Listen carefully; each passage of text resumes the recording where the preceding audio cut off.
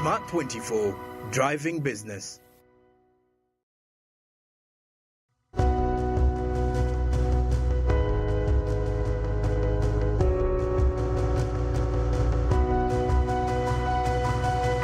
Smart 24, driving business.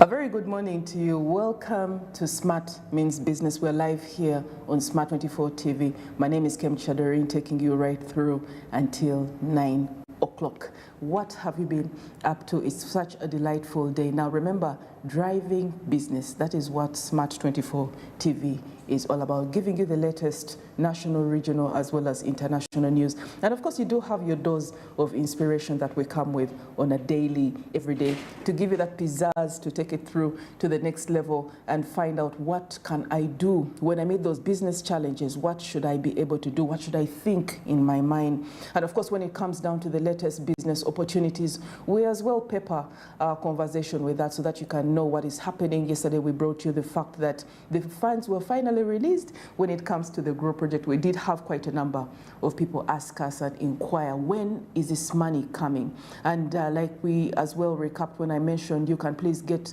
some of this information, some of these conversations that we had with different stakeholders as well as specialists from the Grow project. You can as well be able to access them on YouTube. And in case you need any particular information, please drop your opinions, drop your comments, drop your inquiries on our social media pages. We will get back to you, and we would love to know what you think about it as well. Just to give you the latest insight on what we will be talking about, our undertone for this particular conversation, of course, as we mentioned yesterday, we will be talking about the situational analysis or a situation insight and perspectives in regards to the disabled persons in Uganda. We're looking at, are they able to access these different programs, wealth creation programs that are there, economic, socio-economic empowerment? Are they still able to access health? Are they able to access are they able to have good quality life? Those are different pertinent issues that come on board. And just to give you a sneak peek into what will be coming in, of course, on Karibu, East Africa, just quickly, as we have that image right now with a child, there is a little bit of an access place which is very good in regards to friendly facilities for disabled persons in Uganda. You've had, of course, quite a number of concerns coming in regards to that. But just to give you just a little bit of a hint into what we're going to be talking about when it comes to Karibu, East Africa, of course, we will bring you some news happening about Uganda. How far has it gone? International news. We will bring you what is happening in Botswana in regards to the interest rate, the bank rates, and of course we will have a look as well at the investment strategy of China. Has it worked out? Where has it been infrastructure-wise? Where has it been? And what is the forecast in regards to Chinese investment in Africa? This and more will be coming your way. Please stay with us. Let's get back to the undertone of this conversation, which is a continuation. Yesterday we had Madame Esther Chozida, who is the CEO for Nudipu. She joined us yesterday to give us just a hint into what Nudipu as a national union is doing for disabled persons. Quite a lot. It was quite an interesting conversation. Please, you can find it on YouTube, Smart 24 TV. Get into there and see what she said. Quite a number of things. And if you do have any particular access, even if it is just a friend or someone that you do meet that can be able to qualify for some of these programs under disabled persons, please encourage them to reach out and partake some of these opportunities. There are special grants as well. This was revealed yesterday. Special grants that can be accessed not only just with the district community development officers in the district, in different district offices. They can reach out, but they can also be able to access these special grants at CDOs, from the CDO's offices, as well as in the different divisions.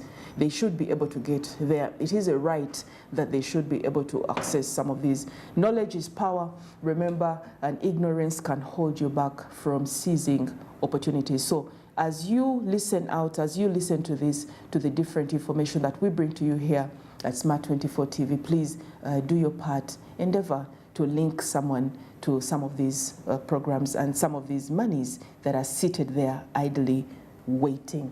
Now, if we could have just a little bit of those images from the control room, can we have some of those images of some of the children being able to access some of them? We will be able to understand, give just a little bit of a hint, understanding some of the different challenges that disabled children in Uganda go through, especially when it comes to education. Now, from 9 to 10 today, please join us. We will have a mother come in under the association. There's a Kampala Association of Parents of Disabled Children. She will come in and give us firsthand some of the things, the requirements that they need, some of the challenges that they go through as parents of disabled children. Do you know what it takes when it comes to you, basically, who is behind there watching? Do you know what it takes? Do you know what is needed? Do you know what you can do?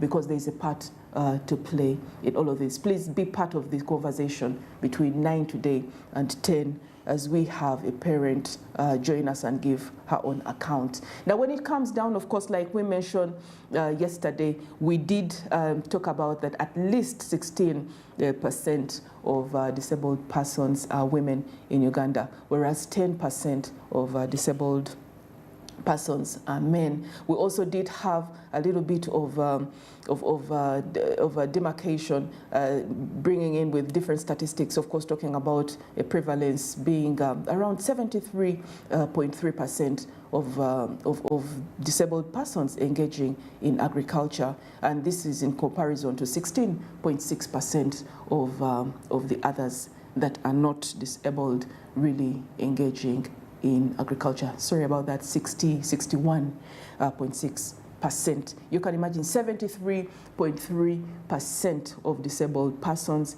engage in one way or another in agriculture, and this is on the contrary to 61.6% that of those that are not disabled who engage in agriculture. Now, when we get to look at some of the implications of this information is more or less daunting, because you get to look at do they have accessibility to inputs? Some of the inputs as well. When you look at maybe, like we mentioned yesterday, the tractors.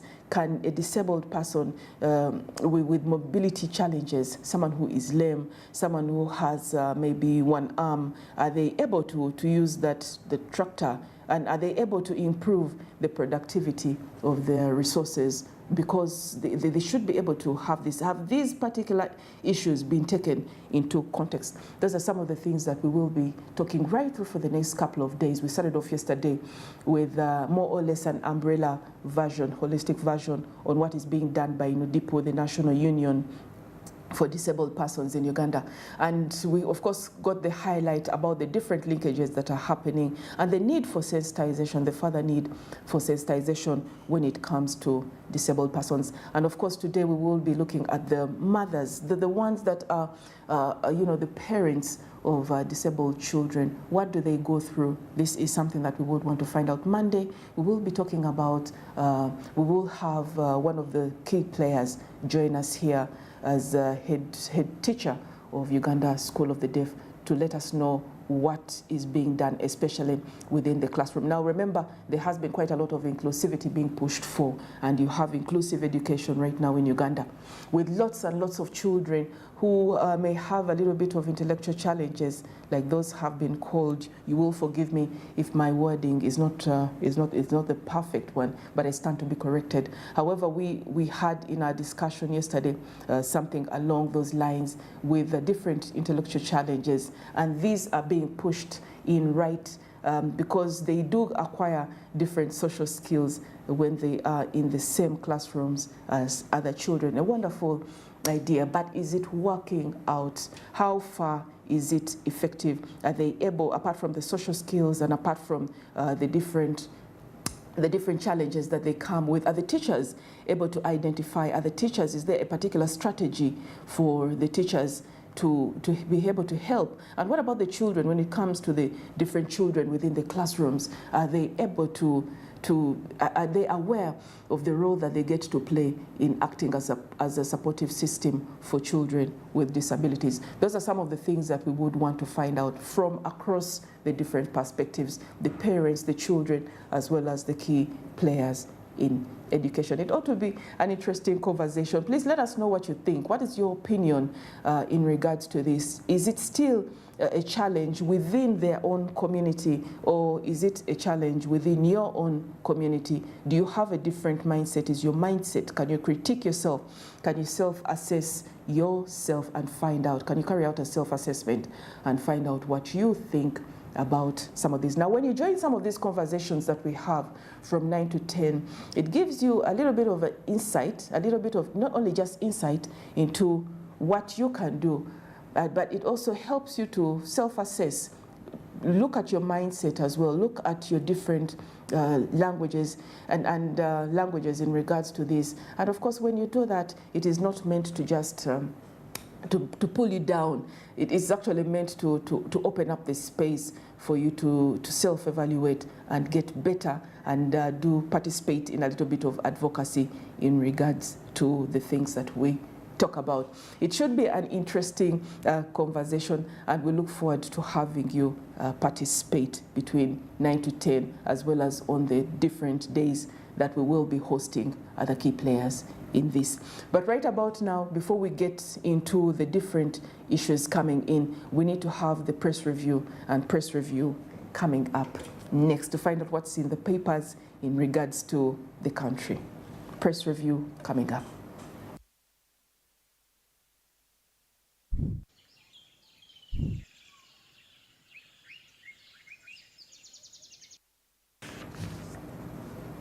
And we have it within the New Vision. Please get your New Vision, get your daily monitor.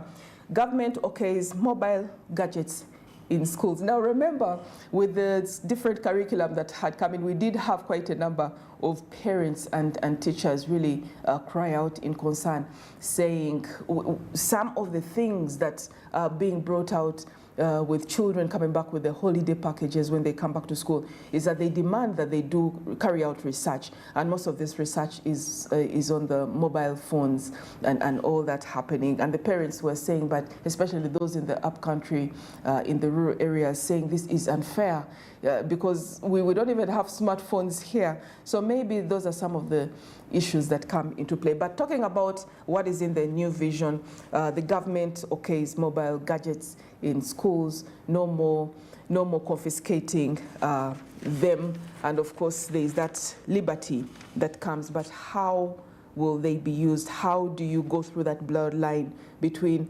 accessing different information that is not good for the student? How is it going to be done? Is there going to be a ban on that, and how will they manage it? PDM funds for best and worst performing districts named. You have top performers, Kira Municipality, you have Kwania, you have Namayingo, you have Buyende, Kisoro, Butebo, you have Kitgum, Nakasongola, Kayunga, Chitagwenda, Oyam, you have Kisoro, Bugiri, Kole, Kasese, Abimpa, Kwach, Kasanda.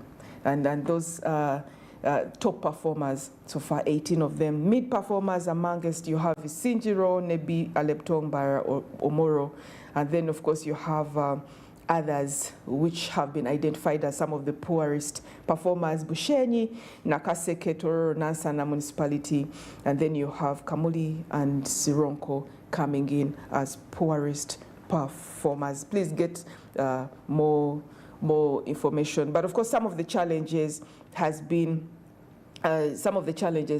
highlighted is delays in community selection, profiling, as well as preparation of beneficiaries, and inadequate community mobilization at local government level. There's still quite a lot, and of course we do know the amounts. It is quite an ambitious plan, but not just the ambition is just the plans that came with PDM, and of course in light that other programs before had staggered. This is why there is quite a lot of interest in PDM, but the fact that also when it is successful, it really has the ability to catapult so many households out of poverty and move on as a success story.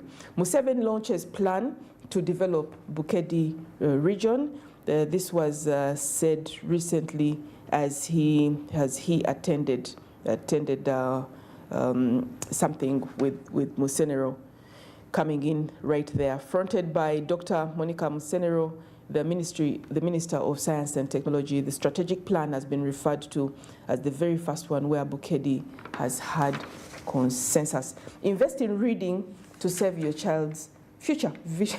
And this is coming in, of course, knowing that just yesterday and a few days back, we were called book poor. Uganda, according to one of the reports that came out from Twaweza, Uganda was highlighted as being book poor. Ugandans don't want to read. We are only reading for exams. Please do something about it, especially now that there's a lot of information that is very accessible on phones and all these different gadgets, and all this information is being channeled out every different second. But Ugandans don't want to read. They just want to hear the latest. So here, invest in reading to save your children's future. They're talking about the different opportunities in which parents can engage readers and learners during the holidays.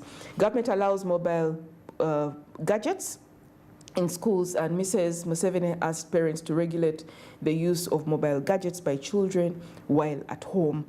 She also said that they have launched the ministry's digital agenda strategy yesterday, which seeks to guide the country on the use of technology and mobile gadgets such as tablets and laptops for education purposes in schools. Katanga murder case, defense lawyer questions pathologists. Documents, this has been dragging on for quite a while and is still out in the limelight, of course, when it comes to that. Sees opportunities in Eswatini, envoy tells Ugandan investors. Now remember yesterday we also had that there was a story, of course, about the fact that so many Ugandans are jumping ship. They want to get out there for greener pastures, especially educated Ugandans, and get out into different countries. Well, the Eswatini envoy here says, do something about it and invest there. Kidu, the late Professor Kidu Makubuya, still being eulogized here. And of course, you do have quite a number of accolades still streaming in, and different people telling their testimonies of how they benefited. URA staff businessmen to be probed over airport corruption. An operation done last week resulted in the arrest of 16 individuals. The airport once again comes in with lots and lots of bad limelight coming out as well in that.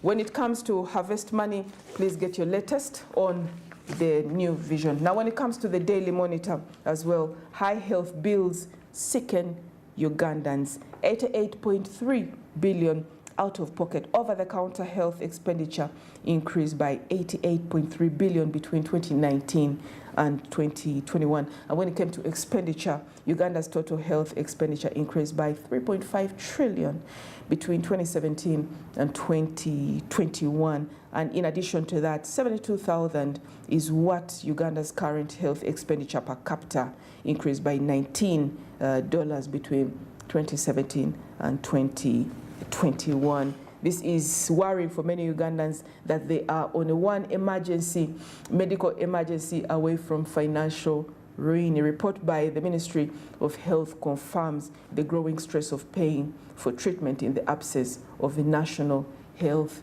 insurance scheme. Healthcare costs killing Ugandans. When it comes to that, it is very, very worrying.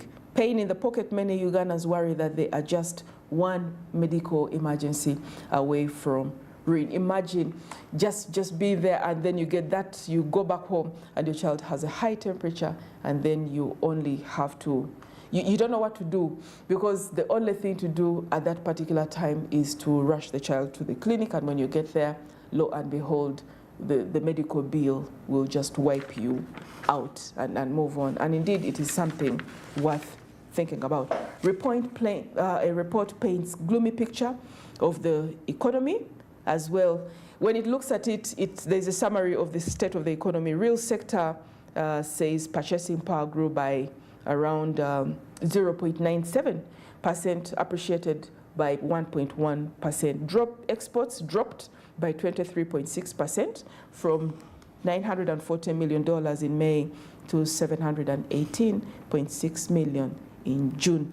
Import bill declined by 6.5%. Net borrowing recorded at 29.9 billion against targeted 975.5 billion. July 2024 revenue was 2.2 trillion, surpassing the 2.1 trillion target. Expenses in July 2024 amounted 2.1 trillion against the program of 2.8 trillion. Inflation increased to 4% from 3.9%. This is by the Economy Macroeconomic Policy Department monthly report for July 2024. The report attributes the decline in exports to lower export earnings from mineral products. Quite something coming on there. Very worrying news. In some news as well, man with 34 children aims for 50. Yes, fertility. My first two wives are tired and have asked me to excuse them from giving birth. They can no longer handle the strength of giving birth. This 42-year-old man from Buluba village, Makanga, sub-county, Buyende district, has fathered 34 children with 12 women and has set his sights on raising that number to 50 before he turns 55. Ambition. That is what a very peculiar ambition. But also when you look at the fact about Buyende district, what particular capacity does he have apart from having many children? Is he putting in place the planning? We are just talking about the medical insurance, gaps and all that. What about when these children fall sick? Where does the burden lie? On the mothers, on the 12 women that he has had children with? Who shoulders these burdens? Who shoulders the burdens, really, of the education, of the medication? Those are some of the things that come to mind when I see a story like this. Police raid city shops and find stolen TVs and radios. Tech-driven youth, the key to achieving SDGs. And when it comes to, of course, the latest nutrition critical in mpox recovery, not a lot has been said recently, maybe because the outbreak is being contained. But of course, recovery from mpox can be supported significantly through nutrition and diet, which play critical roles in enhancing immune function, reducing inflammation, and ensuring overall well-being. So imagine what you should be taking. Vitamin A to help you. The key nutrients include vitamin A, vitamin C, vitamin D, and zinc. Of course, you also have protein for tissue repair, hydration, lots of water, adequate fluid intake, and then you have omega-3 fatty acids, which are there supposed to reduce inflammation and are found in fatty fish like salmon and pumpkin seeds, as well as walnuts. Pumpkin seeds, yes, but not salmon in Uganda. Some of these should be tailor-made to really suit our context. You can find them in lots of other fish, I think, that we have within Uganda. A lot of stuff coming in here. Please get your Daily Monitor as well as your New Vision and find out the latest information coming in. Let's take a quick break and we'll be right back with Karibu East Africa.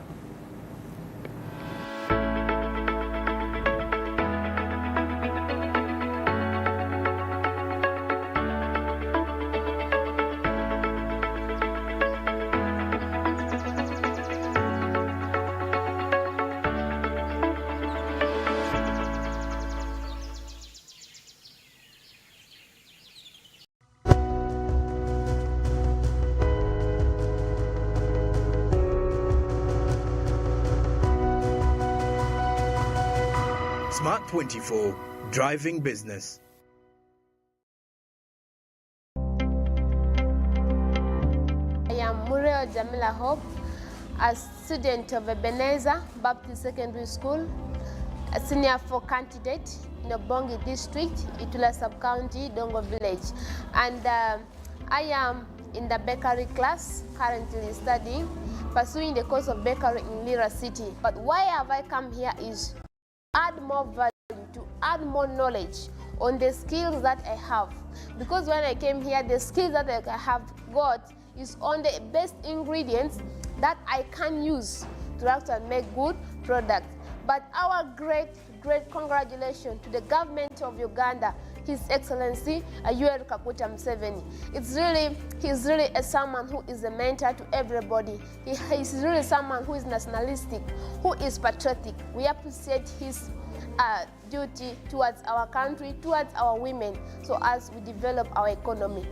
My congratulations to Grow Project and Nuibis Foundation. We appreciate their efforts. They shouldn't regret their funding, their investment in women in such a vocational training, because it's for the betterment of our economy and to have a great future for the future generation. Grow, generating growth opportunities and productivity for women enterprises. Uganda fire! Endiva fire! Our border fire! Uganda! Thank you for showing your fire! Has Nambole Stadium opened its doors once again? Fire! While you were moving in, you were the 12th player when Uganda Cranes needed you the most. Fire! Through our famous wins against Bunda and our unlucky losses, you stood firm, supporting even louder. Now, as Uganda Cranes take on South Africa and Congo this September, South Sudan in October, and play our second legs against South Africa and Congo in November, bring even more fire! Because with your support, Uganda Cranes is unstoppable! Uganda Fire! Proudly brought to you by MTN, the #1 supporter of Uganda Cranes. Together, we are unstoppable.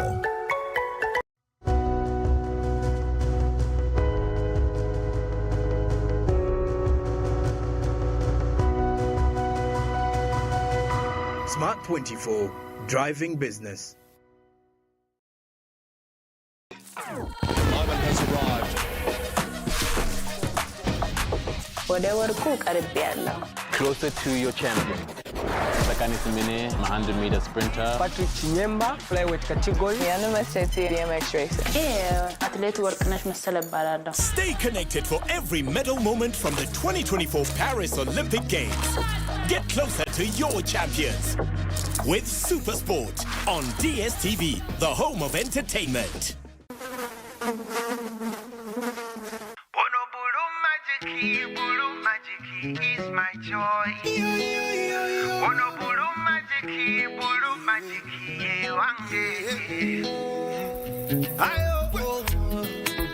Talaba kumabala, atukuza nonyirira okirako enyange. Tayisa bubi fabriki, kyonna tekiri kigwa lwa bulu magic is my choice. Ono bulu magic ye wange. And the bulu magic is my choice. Hey, ono bulu magic ye wange.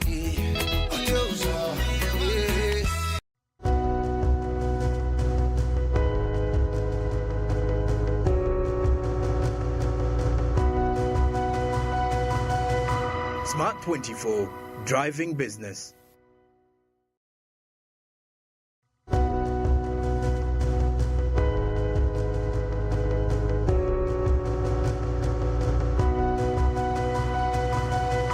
Smart 24, driving business.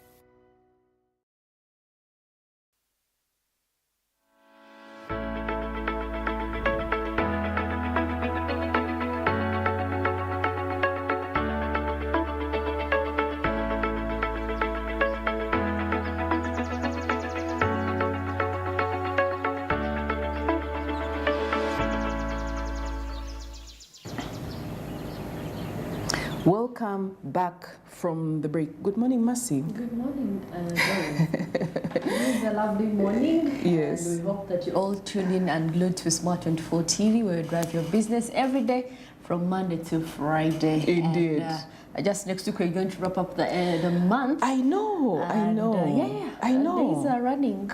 Yes. Really, honestly. What has been so profound for you in this month of August, apart from it running? Well, of course, you see, financial year just started, and money. Things are moving on. Things are moving on actually in different agencies, different ministries that are dispersing money to different entities. Work is going on. But there was still some caution, of course, with the head hunting and heads rolling during that time. We did have quite a number of reservations coming in, of course, in regards to you know, the shape up, the cleaning up process that was happening straight from the top, and a couple of them being in the docket, and lots of MPs being implicated. Of course, you did have quite a number of organizations, those ones that took back the monies that they had been received, and with the sorries as well. So it's just, is it beginning now to go back to business as usual? Is that what you're saying? Well, according to things, I'm seeing them moving, because June, July, then August now. I think July they were trying to, you know, find means of settling whatever that wasn't settled, but now August, things are moving on. People that had different projects with different government entities are now, you see, cashing in.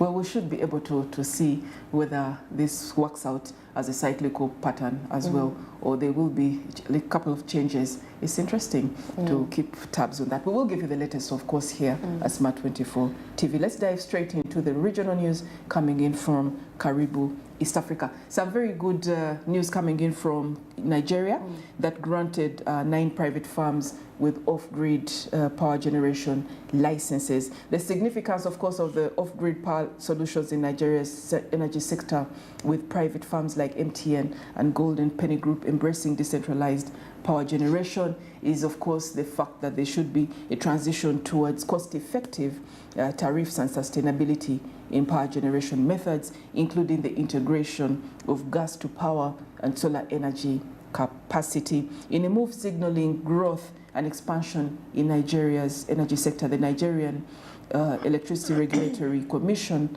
has granted 9 new off-grid generation licenses to private farms in the first quarter of 2024. The development marks a significant step towards diversifying and decentralizing the country's power generation landscape. Oti Ikomi, the Chief Executive Officer of Proton Energy, discussed the implications of these new licenses in an exclusive interview recently, and highlighted the positive impact of these licenses on private sector players, including major companies like MTN and Golden Penny Group.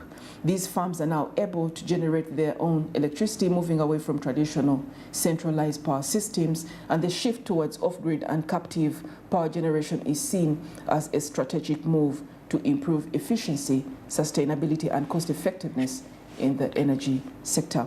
One key point raised by Mr. Ikomi was also the growing importance of off-grid power solutions in Nigeria, because once the country has, the country has an estimated 5,000 megawatts of off-grid power solutions in the off-grid sector is believed to have nearly 3 times that capacity, with approximately 15,000 megawatts. This underscores the significant role of private generators in homes, offices, and industries in providing power outside the main grid. Some good news coming in there. But remember the same ethos. This has been the same as well in Uganda. The fact that there's quite a lot of energy that can be generated when it comes to solar alternative systems such as solar, and moving away from the heavy dependence on hydro, on the hydro power. We've seen quite a lot of investment as well,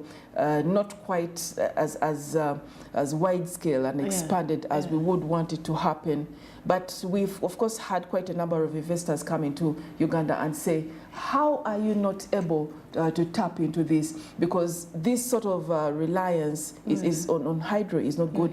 And we've had one investor come up and say, you know what, in our European country right now, even with winter and all these different, you know, the autumn and winter and all that, we still produce quite a lot from solar. So, so that was an eye-opener. And yet in Uganda, in African countries, we have sun throughout. We have sun from January to December. So this is quite a very big opportunity for Uganda as well. And we do see countries such as Nigeria tapping into that. Well, of course, looking at some of some of the East African stories right here, as Somalia threatened to ban Ethiopian Airlines over sovereignty violations. Now, of course, in a statement by the Somalia Civil Aviation Authority, they say that it had previously previous corresponse dating to 14th August to the Ethiopian Airlines about some of the issues that had occurred. Now, of course, it did not provide details, but many observers in the region say they believe it refers to the airline's flights to Hagasia, that is Somaliland. Now, for the Somalia Civil Aviation Authority said it has received an increasing number of complaints from Somali public regarding their travel experiences with Ethiopia. Were the travel experiences good or terrible? Definitely. Yes. And they banned, then they were terrible. And what could be done? What could be done to rectify that, apart from banning? Apart from banning, I think maybe you just have to inform the Ethiopian Airlines on the different loopholes that they have with their probably planes or maybe airlines in itself. The airline it's in itself, so that it can be easier for people to have a comfortable journey. Yes. Yeah. And this is where client feedback does wonders. In client feedback, you will not just pass on any service and expect that it will be taken in good faith. And when it comes, of course, to the Ugandan at play, will the Ugandans say, you know what, I spent 3 million, I spent 4 million on this flight. Surely I should have had warm soup. Yes, I should have had warm soup. I should have had the soup of my choice. But I guess really, I think they have to, because in last year, this year they signed an MOU, but I feel like it's more political than what we really read. We're reading on the outside, yes. Yeah. And we are yet to determine whether there is more than meets the eye in regards to this situation. But let's dive straight into internationals that has some news coming in, of course, with Botswana Central Bank cutting the interest rate yet again by 25 basis points. Botswana Central Bank lowered its key lending rate for the second meeting in a row recently, saying there was a scope to ease monetary policy as the economy continued to operate below capacity. Bank of Botswana lowered its monetary policy rate by a further 25 basis points to 1.90% after reducing it by 25 BPS in June. In a news conference explaining the decision, Central Bank Governor Cornelius reiterated his previous comments about Botswana's economy to forecast as operating below capacity in the medium term, failing to generate demand-driven inflationary pressures. As a result, the prevailing economic conditions and outlook provide scope for easing of monetary policy, he said. Our aim is that this will assist in stimulating economic growth. The Southern African country's consumer inflation quickened to 3.9% year-on-year in July from 2.8% in June, but stayed within the Bank of Botswana's 3% to 6% medium target range. Inflation is expected to average 3.0% in 2024, down from 3.6% as the bank forecast at its June meeting. And this is the second time this is happening. We've got quite a number of different Southern African countries in some sort of dire situation. We yesterday brought in about, Zambia, Zimbabwe, as well as Malawi having challenges and receiving some help in regards to the drought-related, famine that brought in quite a number of hunger and different issues within the countries. So most of the Southern African countries really have had some challenges during this time, and of course most have had, different countries as well have had a bailout in regards to insurance from African Development Bank, as well as those ones restructuring. We've got quite a number of Southern African countries in the last news ever since last month, as we have been talking about them restructuring and trying to see, and of course not even just South African countries, Kenya here has also been going through the same kind of things. It has not been an easy sale. It has not been an easy sale for most of the African countries. Keeping the picture locked on the African continent, it has not been an easy sale, and we get to see quite a number of countries such as Botswana standing and maintaining their ground and saying, you know what, I think we need to further cut, make a couple of other restructurings that are coming in, sometimes at the detriment, of course, of the comfort of the different citizens. And no wonder there have been riots, not only just Kenya, Kenya going through riots. We've had riots spread all throughout the continent here, and the others were thwarted, Uganda as well being part of those that thwarted the riots, being brought about by pertinent economic restructuring. And of course the increasing inflation as well has not been out of the picture, in that a lot still needs to be done.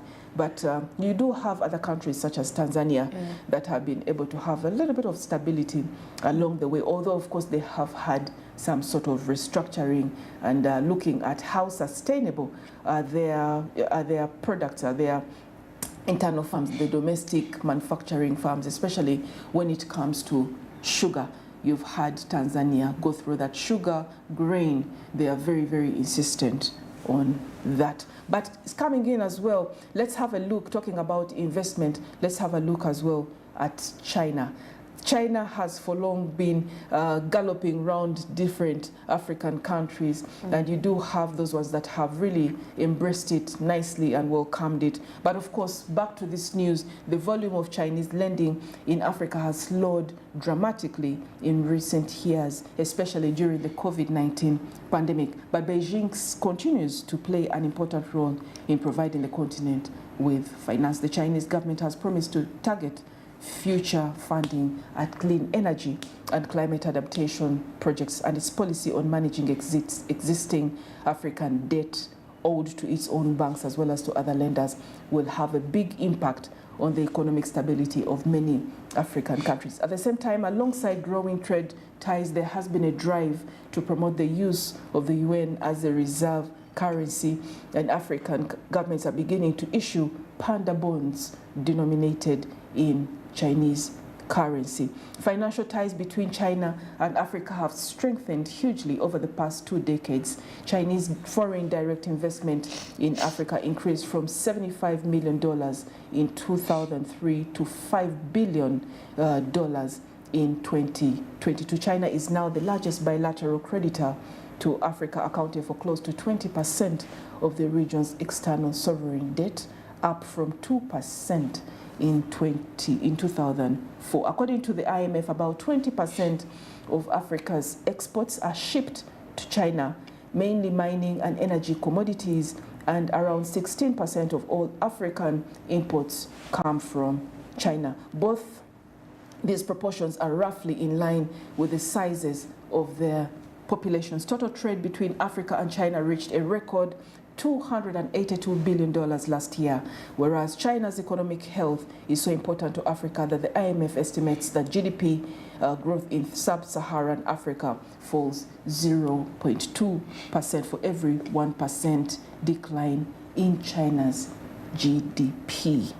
And this is some interesting news coming in. Yes, the Chinese came in with full force, quite a big swing, and saying, let's take you on, and then of course pushing the language of let's break this monotony, the same sentiment that has been under the BRICS. Yes, under the BRICS grouping, can we change the narrative? Can we change the monopoly of different Western powers? And of course, what did they do? They swooped down and came over to the African continent. But we also see that right now, like the IMF estimates, the GDP growth in sub-Saharan Africa falls 0.25% for every 1% decline in China's GDP. You can imagine. So not only this is something really food for thought. It seems as if we just moved as the African continent. We just moved from one embrace of dependence, dependent embrace, where you are dependent on the Western powers, and then we just shifted it to the Chinese, another dependent embrace. So when are we going to stand? But the good thing is that China comes with a lot of deals, in terms of economic development. Yes. We talk about the belt, the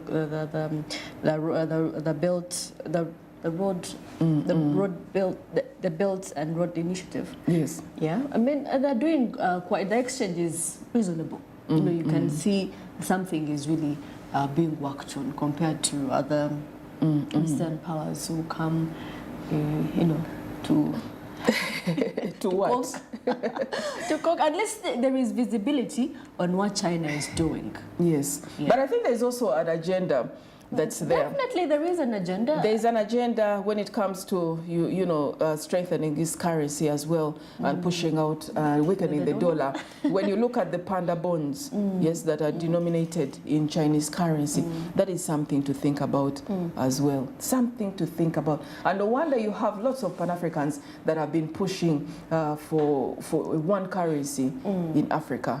One currency in Africa, so that you don't have these little currencies that always buckle down to the dollar, and now to the panda bonds that we are seeing in Chinese currency. I've always said this, that at the end of the day, it's not about us. It's about the US and China. It's not about us? It could be about us at some point, but it's the largest, let's say, to a greater perspective. It's about them. So now the dollar and their currency, you see, it's not about us at the end of the day. It's about them winning. Who has more power than the other to influence? Yes. Yeah. It's really not about us, indeed. Come to think about it. It's not about us. But we should know for sure. You had quite a number of African presidents come out and say, we welcome you, my brother, the Chinese, because you are coming. But you do have others as well, a couple of West African countries that are being very insistent and saying, we are tired of whatever monopoly. If you are coming in, we want you to give us a good deal. If you are coming in, make sure that the investment priority right now is in oil. The investment priority is in renewable energy. Yeah. That is where we want it to be. You have more and more assertiveness coming in, of course, in regards to that. Technology as well. Yes, you do. But I think the number one insistence really right now has been on renewable energy. And when it comes to West African countries, it is the oil as well. But when it comes down to East African countries, of course, it is still infrastructure that is heavily denominated in that. The effect of the Belt and Road Initiative, Chinese lending to Africa, has increased since the turn of the millennium, but particularly since the Belt and Road Initiative, BRI, was launched in 2013. The initiative aimed to build infrastructure projects in developing countries to promote much greater trade with China as a form of soft power to promote Chinese influence and provide investment opportunities for Chinese companies. Now remember, one of the talks about it, the critiques in regards to this, of course, was the fact that the Chinese would not only come in for this, but the deal was they would come in with their personnel. Yeah. Yes, that definitely was a bummer when you come to think about it, because most of them were saying, but what is the rationale? What is the rationale? Because we thought that when you would have direct investment coming in, definitely you're going to have more Ugandans hired, employed. Yes, you're going to have more Ugandans employed. But what is the whole idea bringing in coming in? But this is the challenge as well with the negotiation process in African countries. You need this rail gauge to get up there. So you need the expertise. And the money as well. You need the expertise. Exactly. No. Okay, you need the money first. You need the money. At first, really, I feel, at first it's okay. It is okay because, I mean, we need the expertise on this. I mean, there's a way they work compared to African ways of working. You know, we are a little bit relaxed. We do not work as they do. You know, they work, they commit. And work. Unlike us. But it's good for us to tap onto their knowledge. Are we doing that? Are we? I just feel like, yes, there's going to be developments, but sustainability is going to be the issue. Sustaining what has been done. I believe, and I've been very, very vocal about this. Let's move away. We have to move away as Africans from the blame game. Yes, even though we find ourselves in that predicament whereby we need this sort of help and this sort of hand-holding thing. Let us at least negotiate better. When it comes down to countries such as the DRC, you get to see a number of them actually beginning to raise up their heads and saying, no, you know what, when it comes to our minerals, we would want, but the negotiation power is still so weak. It is still so... I mean, what do you bring other than, how much you bring on the table also determines at the end of the day. But who has the gold? Who has the diamonds? Who has the minerals? We do, but we do not have the negotiation power. Well, we need the help. They have been there. They can't rot. A beggar has no choice. They can't rot. It is not a beggar. You are coming. You need this technology. You need the uranium. Let them stay there in the ground. But you do not have what it takes. Let them stay there. They won't rot until we get a better deal. I would prefer that be the logic when it comes to negotiation. But right now, let's move straight into a short break, and we will be right back with our business quote and inspiration for the day. Let them stay there. I think that it's...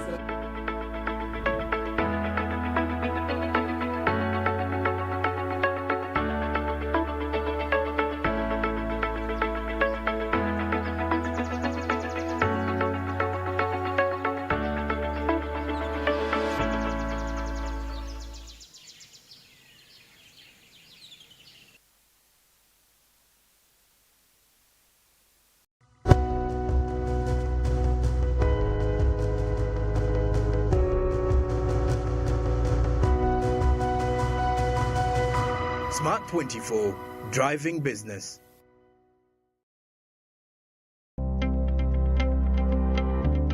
My name is Victoria Topista. I'm from Terego district. I'm a mother of one child. I deal in salon business, and most of my customers are from the camp, refugee camp, and the host communities. The business has taken 3 years. I got to know about Grow when they were doing their launching in Arua, West Nile. I reached here and the training started so marvelous. The new things that I picked in the training, there are so many new skills that they taught us. They took us through different kinds of hairstyles, how to plant hair. Those days I used to plant it anyhowly, and styling was a problem to me. But this time I'm able to plant different kind of hair styles and also making the designs. Coming to the equipment, basically I didn't even know more about this equipment, the hair dryers. I myself, I don't have it in my salon. But reaching here, I was able to see hair dryers in saloon, and I was able to operate. Through my instructors, they trained us on how to start and to switch it off. I'd like to thank the government, more especially the Ministry for Gender, Labor and Social Development, for giving us this support. The GROW project has actually helped us a lot, and we're here to benefit more. GROW, generating growth opportunities and productivity for women enterprises.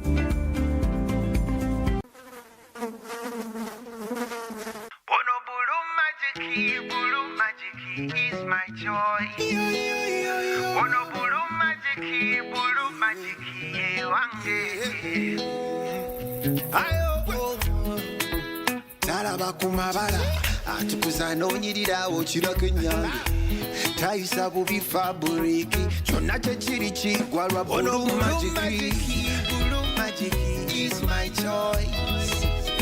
Ono bulu magiki wange. And the bulu magiki is my choice. Hey, ono bulu magiki wange. Three inspired souls brought together by love are set on a life-changing journey. This is your life, Mackenzie. This is no longer a dream. It's just something about Mackenzie. I'll never marry you. Your position does not allow you to break work relationship rules. Where choices change everything. Crossroads, weekdays at 8 p.m. on Power Magic Prime. DSTV channel 148, GoTV channel 303. It's super fast internet. Oh, it's a super camera. It's a super battery. Fun battery phone. Yeah, it's a super deal. Get the Capote Super from MTN now at a reduced initial deposit of only 49,000 shillings and pay the balance in Pola for as low as 833 shillings per day. Grab this Super Capote deal this Christmas and get 2 GB of free MTN data every month for 8 months. Get the Capote Super now from any MTN shop countrywide. Everywhere you go, MTN. Regulated by UCC. Cooking oil like no other makes your meal so sweet and scrumptious. The taste of Uganda, yeah, the taste of Uganda,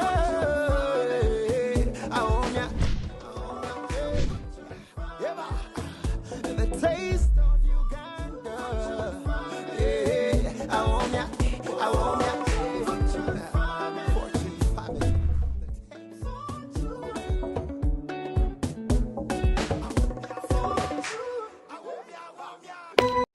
We all have that friend, always by your side for the big moments. Alina drama munji. And sometimes I could take a pressure, but it's always there to celebrate your wins. Where would we be without our BFF? This season, enjoy football's best moments with your BFF GoTV. Upgrade to GoTV Max to enjoy all the best football live on Super Sport. GoTV Uganda. Love it.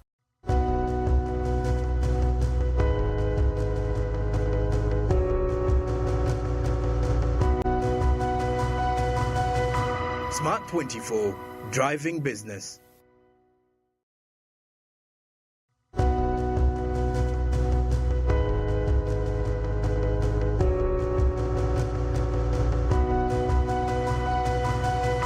Smart 24, driving business.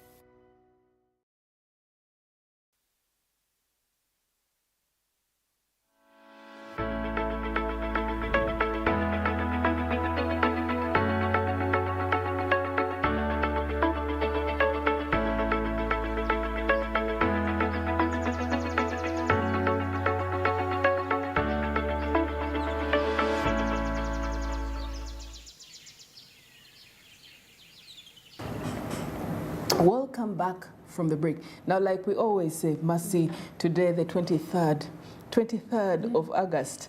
We just have a couple of days and we wrap it up.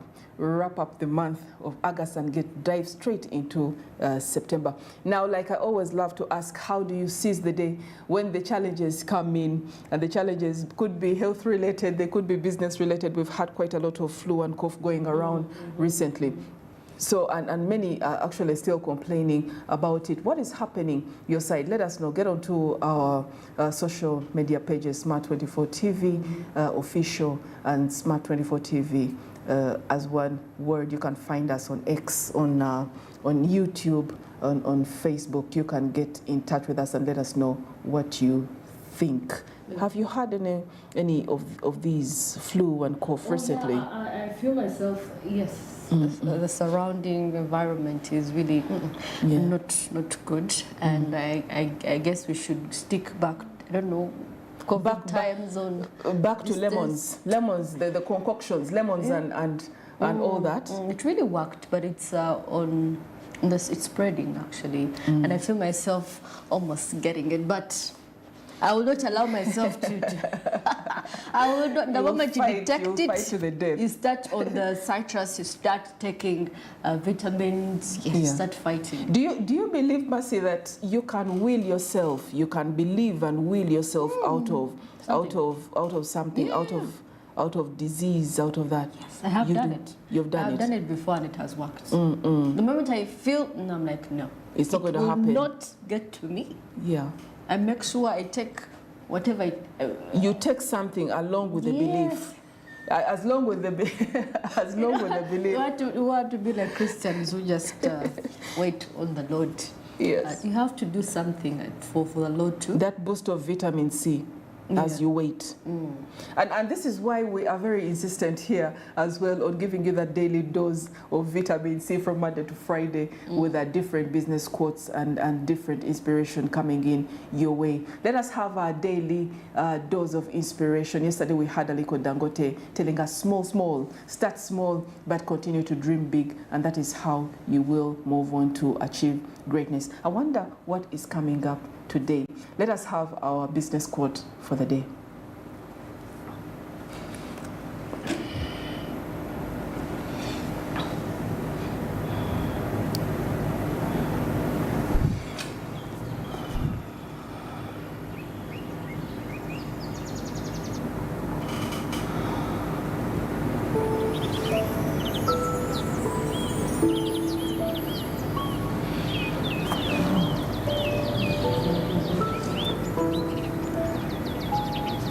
About a passion to create a better world.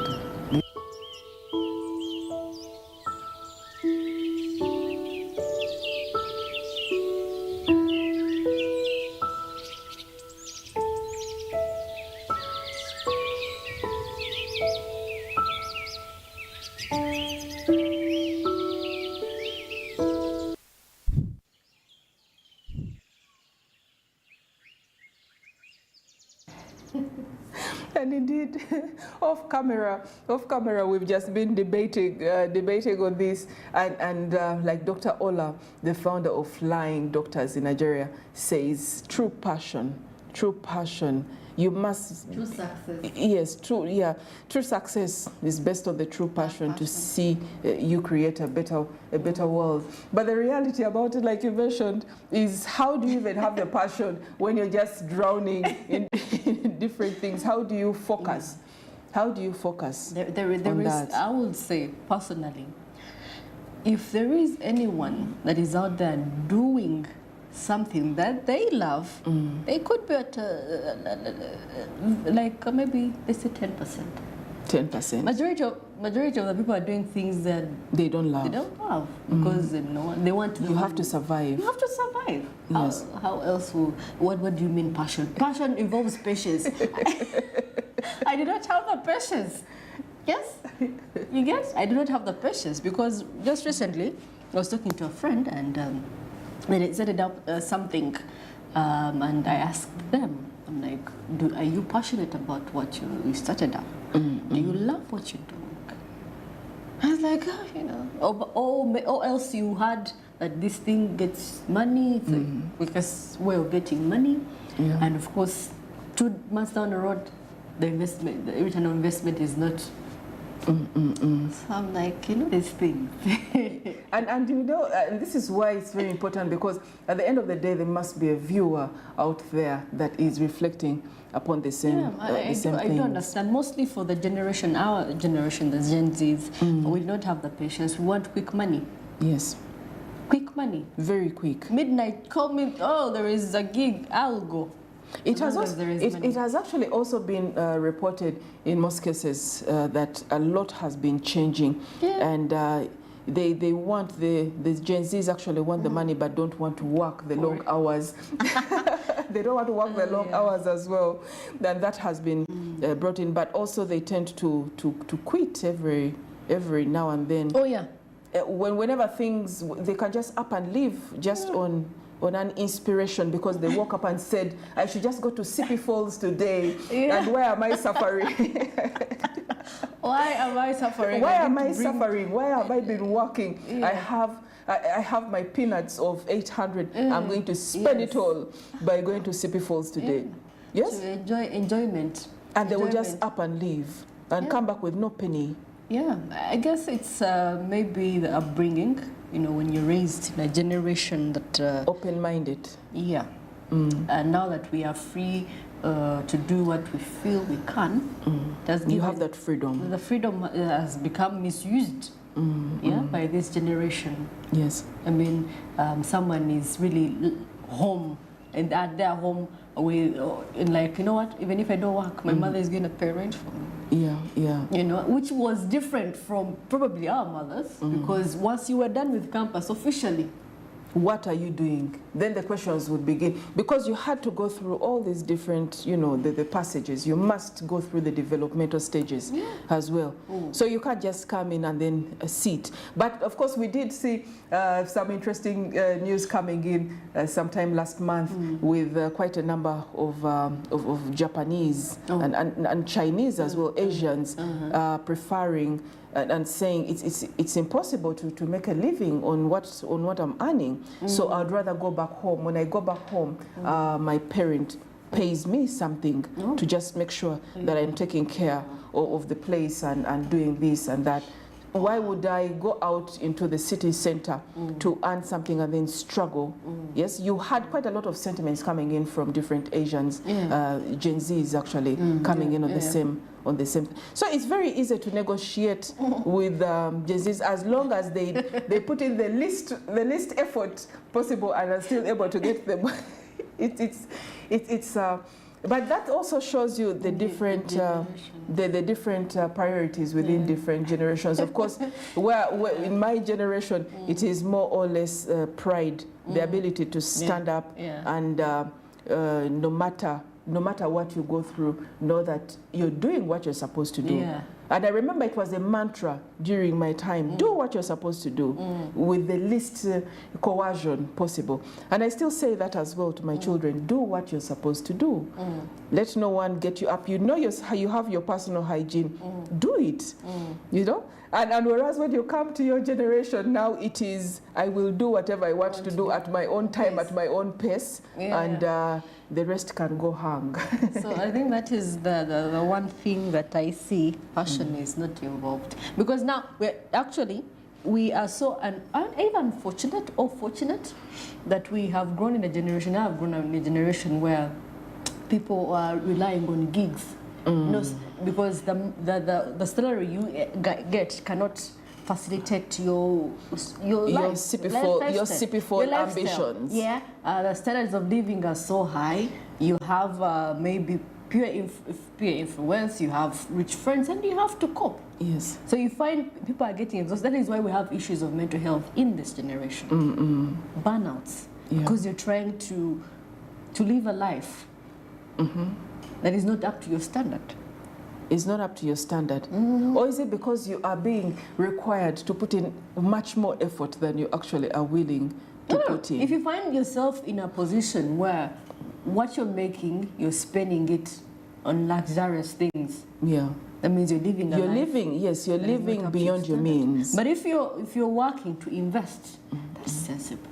Okay. But for us, we are working to enjoy. I mean, every event you're there. Yeah. That is that you're saving for. And probably, what is the next event coming up? Nyege, still someone is saving up for that. For that. And they will save. That kind of thinking is really detrimental. That is why we have mental health cases. But it also shows you the different trends, really. You've got, we recently, you can get on YouTube and access some of this information when you get to women in business and look at some of the documentation and the different recordings that we had on domestic tourism. We did showcase during that time that the landscape, the tourism landscape has totally changed. You've just talked about what the latest saving priorities could be for the youth right now. But the fact about it is that you have such an increase in young Ugandans getting out there and really joining the road trips and saving quite a lot.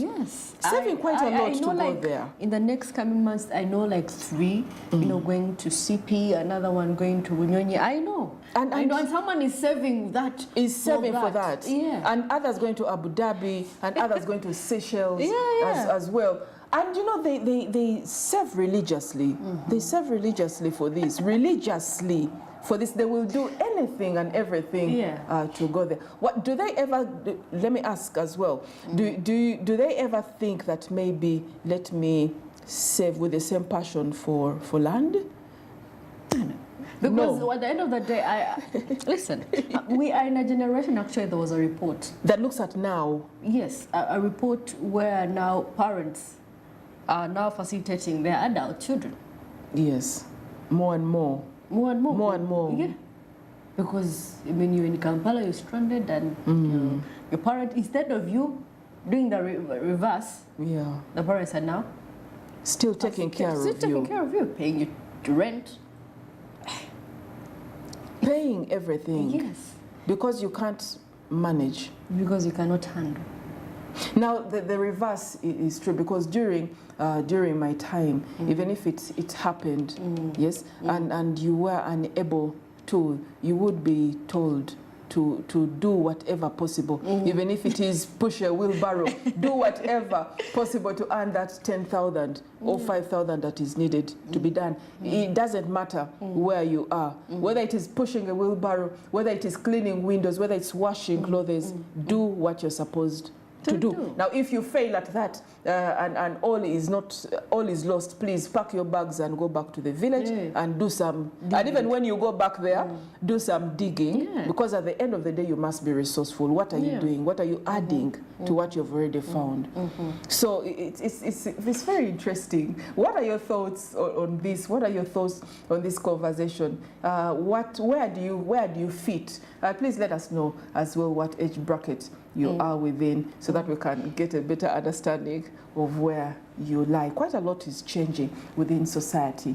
But now when we come down, of course, with the different changes in society, we have been talking about the plight of disabled persons in Uganda. That has been the undertone. And of course, we really encourage you to join in as well from 9 to 10, just right after sports and entertainment.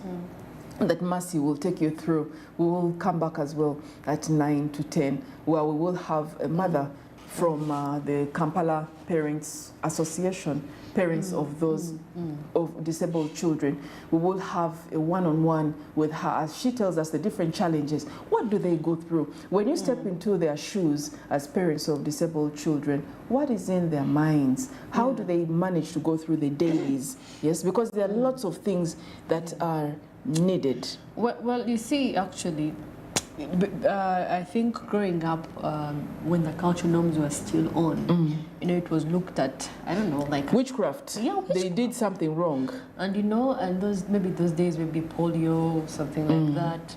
So, but I really love the fact that people are really embracing, and it's quite normal. It's okay. And it's not even just the embracing part. It is happening so slowly. When the nodding disease hit up in northern Uganda, I remember documentaries and reports were still being made during that time, and they were still being hidden. They were being locked inside the houses. Yes? Still, and this is just a couple of years back. They were still being locked into the and one of the sorry situations that was highlighted, of course, was the fact that there was one whereby she was tied. She was tied to a tree. The story. Yes, she was tied to a tree at the back of the house, and then you had those ones that were left inside the house and closed inside with just a little bit of food left in for that. And of course, you know, the implication of taking care of these children, you need to have it's a sacrifice. You know, it's a sacrifice. Depending on the disability that the child has. You know, if they have hearing problems, you have to take them to school of the deaf. I don't know how much it costs. We shall know. Then if they don't have sight, you have to take them to. You must have someone to have someone that should direct you on what to do. Because we had yesterday, you can still be able to get this conversation on YouTube. Yesterday's conversation from 9 to 10, where we hosted the CEO for Nudipu. We had her here, and she shared her own story where she started losing her sight when she got into S1. It was just, you know, she said she had red eyes, and then it turned out, and then it turned out into something else, and she lost. Now, of course, we did have, what you didn't see, of course, on camera, is that, of course, she did have her guide. Her guide, yes, her guide was here with her and all throughout, and was seated as well with us here in the studio. That is, I think, something that you didn't get to see. Whereas I shared my conversation here with Esther yesterday, the CEO of Nudipu, the National Union for Disabled Persons in Uganda. She did have her guide all the way, taking her through, telling her where the trenches are, where she needed to jump a wire, where she needed to do a couple of things, where she needed to turn left and turn right. And in my mind, as I looked at all that, I thought about, you know, how does she go to the washrooms? You know, I thought about it. How does such an invasion of privacy sometimes? You know, how do you live without that guide? Those people with disabilities have I don't know, seventh sense somewhere. Yes. That we normal people have. They develop another. They develop another sense. You know, it's heightened. It's heightened. Maybe the hearing or the sense of smell is very active compared to. You get to rely on other things that we take for granted, on other senses. But you see, actually, I think people should actually really take notice that anyone can be disabled at any point. Yes. At any point, you could be run over. You're not exempt. You're not exempt. You could be run over by a car and you're limbless. Or probably if you're working in these factories or industrial, anything, you can go blind. So we have to be on the lookout to support the disabled. If someone is passing, of course, I've seen NMT, the non-motorized transport, the walkways, the ways for those guys who are disabled. It's quite fascinating. At least when infrastructure is being implemented, road infrastructure, at least there is a path for them. Though for the blind, I do not know of yet because for the US there are sensors. They can tell with their stick. And there is quite a lot of technology coming into play. But the reality about it is that you have many different dimensions of disability. And of course, you do have those ones. It's very, I think sight matters, you know? Sight matters, so does hearing, so does mobility. Everything matters. It really does matter. But of course, like we say it here at Smart 24 TV, some of these conversations that we bring to you are meant to actually not just the information part, the informative part of it, but really when you get to think about it, please carry out some self-assessment, self-evaluation, and find out what is your role, what is your mindset? And then, of course, we hope that this will catapult into some action, positive action towards helping for the cause. In regards to that, like I mentioned earlier, please reach out. She told us yesterday, the CEO for Nodipo, Esther, told us yesterday that, of course, the different disabled persons can be able to access special grants at district level from the DCDO's offices as well as the CDO's offices. But you can also walk into any division or even just walk into Nudipo and you will be able to access. They're very keen on advocacy right now. But really, disability is not inability, like it has been said before. And when it comes to the pity party and when it comes to that, they must desist from it. Exactly. They must desist from it. That is what I wanted to tell you. It's just, I do not want to see a disabled person feeling sorry for themselves. They have much capability as we do, who are alive and kicking. That's fine, they're alive, but who have more than they have. I feel sorry. I'm not sorry, but really,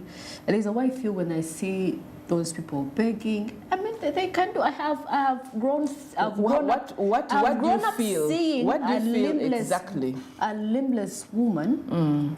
She's a tailor. She's a tailor. She's a tailor. You know, fine, she was abandoned by her family, but someone picked her up. She was in a shelter home, something like that. And she's now a tailor. She has her hands, though, limbs, and she does tailoring. She does something for herself. She has a family, you know. I think parents should encourage their children as well. To move away from just the charity okay, just orientation. like any other child. Of course, we don't negate the fact that they do get a number of challenges, yes, and they do, of course, have a couple of challenges that maybe the other, able-bodied person does not get to meet. And I also believe that sometimes, even as we are empathetic to what they go through, sometimes we should not be in denial to some of the challenges that they get to meet, because someone can be a disabled person can really be tired that she cannot be able to access maybe the washrooms on a certain floor. She cannot be able to. So you're not going to come in and say, be strong and you can do anything. No, I think the very first thing to do is to find out exactly what the challenge is at that particular time and whether it can be rectified, whether it is a systemic gap that needs to be addressed. And we have to be very careful about it. Sometimes they are brought in low or incapable of doing much because it is out of their scope of power. They cannot do anything about it. So you can't just swoop down. I believe it would be a little bit unfortunate for us to predetermine, yes, to predetermine even before they tell us, because it's individualized. The challenges may have more or less a holistic perspective, but the reality about it, Sarah out there who has mobility challenges maybe is different, has different challenges from Yusuf out there who has sight, impairment or hearing impairment.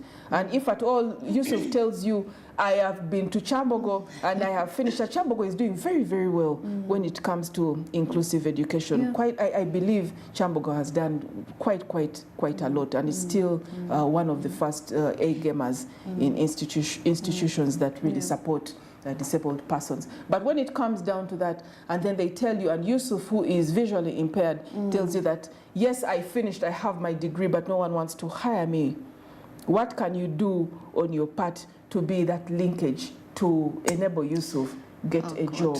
And even when he gets that particular job, can he be able to have another person come in and add to his voice about the fact that maybe he needs to have more support in regards to that? I do believe. I remember in COVID-19, I remember if you were keen enough and you attended online, church, yes. There was a young girl who would read the Bible in Braille. It was really amazing, and she was fluent, she was good. She was from, was it Muyere? That's a school that also has provision for home bay, for the blind. We believe there must be some fluidity, and this is what we talked about yesterday. Because when you move from, primary level, and she has been able to read, Can she be able to access the same facilities when she gets to secondary? When she is lucky enough to get through secondary and have that, it should not even just be about luck. It should be about a right to be able to access quality services and education at school. We shouldn't even call it luck. It should be a right in regards to that. Government-aided students in university or vocational institutions that are able to do something. Now that is where the challenge comes in after that, because most of them don't get employment. It is we get to see a number number of organizations who keep saying, please, disabled persons, we're going to give you the ability to do ABCD. We would want to reach out and give this spot to able-bodied persons to apply. But does it happen, or it is just on paper?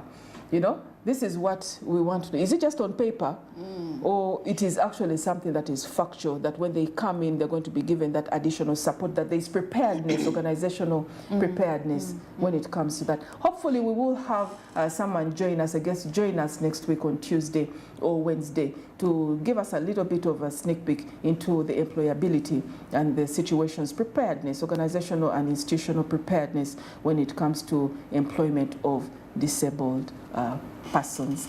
This is still the topic, the undertone of conversations coming in from Smart 24 TV, spotlight on the situation of disabled persons in Uganda. We're going to take a short break and we will be right back with sports as well as entertainment. Mercy, you will take it on from there. Please make sure you join us between 9 to 10 as we talk to a parent from the Parent Association, the Association of Parents of Disabled Children, coming in from Kampala. It will be quite an interesting conversation and we will be meeting her. Please join us in. But for now, let's take a short break and Mercy will be back with entertainment and sports.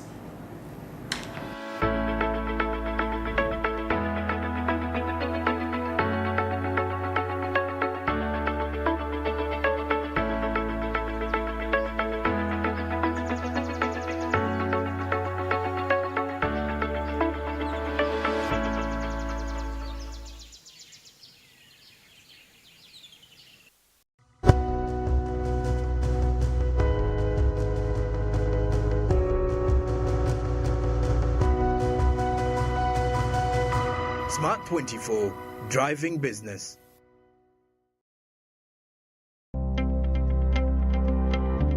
Ninsima Grow Project etwihiroko mbyaro ekatureta ahaha kuba turi abantu bingi tubeta kumanya ngo ntubasa kwikaha.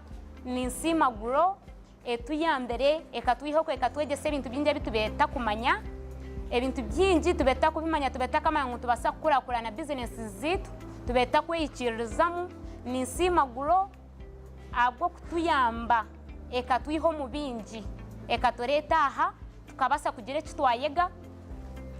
Ninsima Grow abo kutu habula ntubasa kubaba mani ombire bwo miso ekateka mu business nko kuturakore business zitu kurakulana nko kuturabe ntuhandika amabanja na nebitwafuna ningisima abo kuba etwerekera hante tukusopinga emyenda yatwerekera omwa wino yatwereka mu kiyembe na no mwahamu mbirenta kukimanya na nabandi batahibanje be batakuhamanya. So Grow etwerekera ebintu byingi yatwereka iba kusopinga dummies aha kasente kache yatwereka nko kuba kozesa ebiharani by'amasanyarazi. Grow ningisima nyombere nta kukimanya ngo nimbasa kwiza nkoleki nyege cyarani cy'amasanyarazi kuba witikiriyo. Grow ningisima abo kutusupporting. Grow, generating growth opportunities and productivity for women enterprises.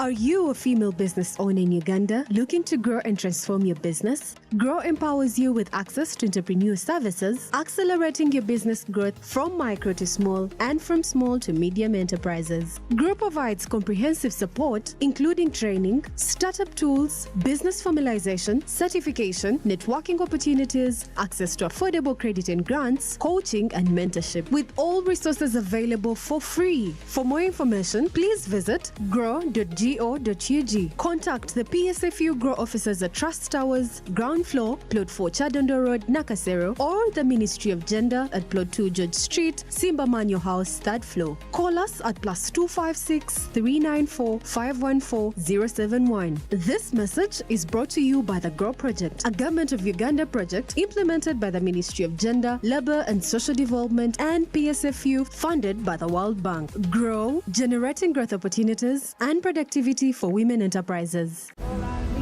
3 inspired souls brought together by love are set on a life-changing journey. This is your life, Mackenzie. It's no longer a dream. It's just something about Mackenzie. I'll never marry you. Your position does not allow you to break work relationship rules. Where choices change everything. Crossroads, weekdays at 8 p.m. on Power Magic Prime. DSTV channel 148, GoTV channel 303. MTN ekutosako papapatetuwa musonga katino kulomukaga nga 3 mwezi guno gwa 8 jangu kudamuzi wotakulaga backgrounds tunyumirwe ng'okuyingira kijja kuba emitwalo 2 naye tiketi wogigulira ku MTN Momo ogifuna ku mutwalo gumu ye ya VIP ya mitwalo 3 katino nyiga *165*2 noti hash oba kozesa Momo app weegulire tiketi yo ku MTN Momo ku bbeeyi rahisi tosubwa abayimbi bonna ab'e Kampala n'ab'e Busoga papapate netegekeddwa Douglas Lwanga ne kutuusibwako MTN. Together we're unstoppable. Cooking oil like no other makes your meal so sweet and scrumptious. The taste of Uganda, yeah, the taste of Uganda,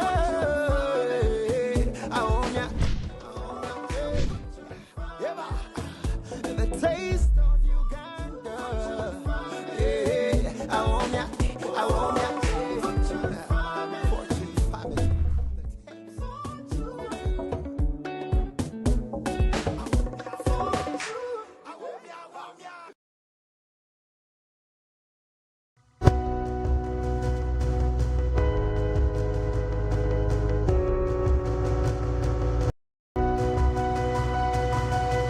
Smart 24, driving business.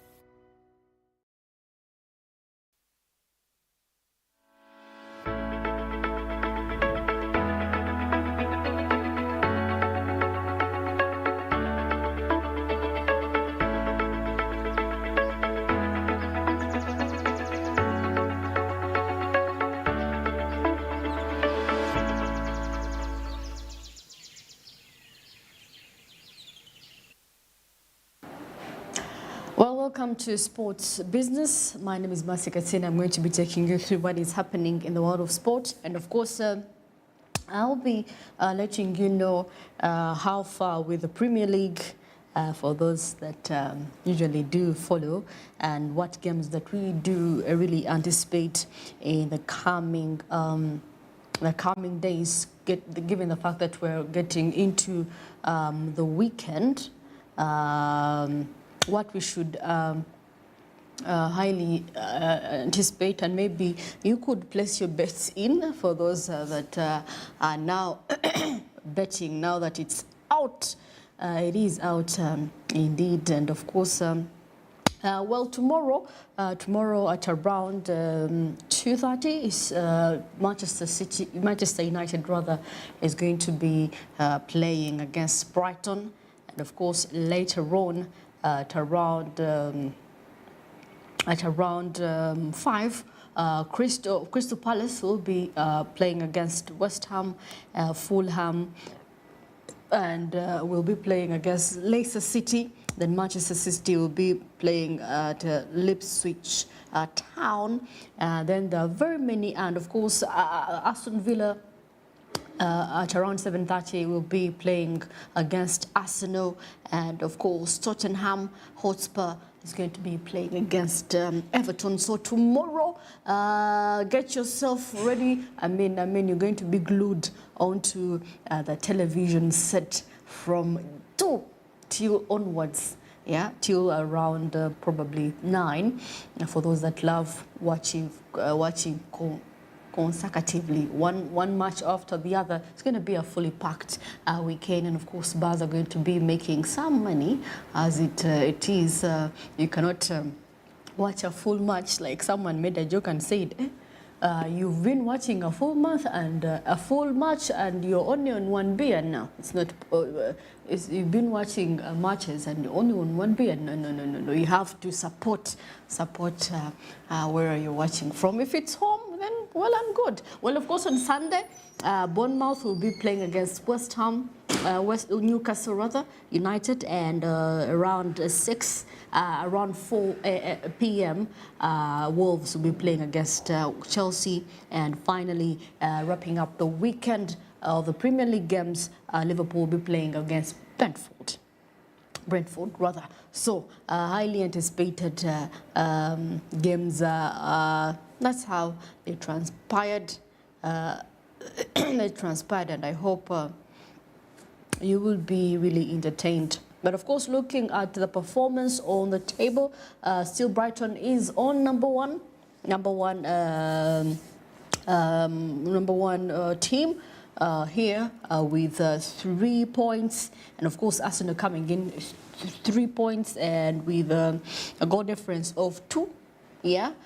Then Brighton has 3. Then Liverpool comes in number 3 with 3 points and a goal difference of just 2. Then Manchester City with also 3 points with a goal difference of 1. Then the rest, the likes, Manchester United is in the 7th position with 3 points with a goal difference of 1. Yeah, and of course the rest, like I said, Chelsea is performing terribly, even with the laying off of Pochettino Mauricio. That is when you realize the team is not, it wasn't about the coach or the manager, it was probably the team. Even having added some players, well, it's not performing as it should be, really. But that is how it is transpiring on the table, the Premier League table. And of course, moving on here to our Ugandan football, looking at leader Wanyache here, Babidi to head on head in a main pressure game. This is in golf, actually, for those that do love golf. The ladies were taking part into some sports here, and of course looking at the 2024 Johnny Walker Uganda Ladies Golf Open. Yes, and of course right here also she's somewhat an old lady, and probably she has been in this sport for quite some time. Yeah, and Babidi as well. This is for the seniors now. And of course the second round of the 2024 Johnny Walker Uganda Golf Ladies Open Champion is going to be played off today at the Lakeside past 7-1 in Tebe Club. And of course the main pressure group that comprises of the day one leader Hawa Nyache from Tanzania will drive off at 10:30 a.m. today morning. So you could go and watch some golf today in Entebbe. Yeah, now of course the other 3 players in the group are 2 Tanzanian ladies, 2 Tanzanians, Idi Hussein Madina, then there is Nema Olomi, as well as Martha Babidi from our very own Uganda. Yeah, and of course the second pressure group will come 10 minutes earlier at 10:20 a.m. With the likes of Tanzania's Ala Riaz, and of course Vicky Elias, as well as Uganda's Harich Chitaka, and the long-hitting Meron Chomugisha. So we're going to have 2 Ugandans, 2 Tanzanians playing golf. Now, of course, at 10 a.m., there's going to be Burundian golf Sandra Kangana and the Ugandan trio Diana Nan Mbabidwa. Yes, then there's Judith Chomugisha and Resti Narutaya. So those are going to be the representatives as of today. Yeah, as for the Johnny Walker Uganda Ladies Golf Open right there. Now, of course, looking at the National Basketball League, yes, playoffs, of course, as the UCU Lady Cannons faced off KIU Rangers to seal spot in the finals, and of course, the NAM Blazers level series to force the decider. Well, that is it for our Ugandan beats. Now, of course, before we wrap up, women's football got financial boost ahead of their new season. I'm seeing here a check of 2 billion.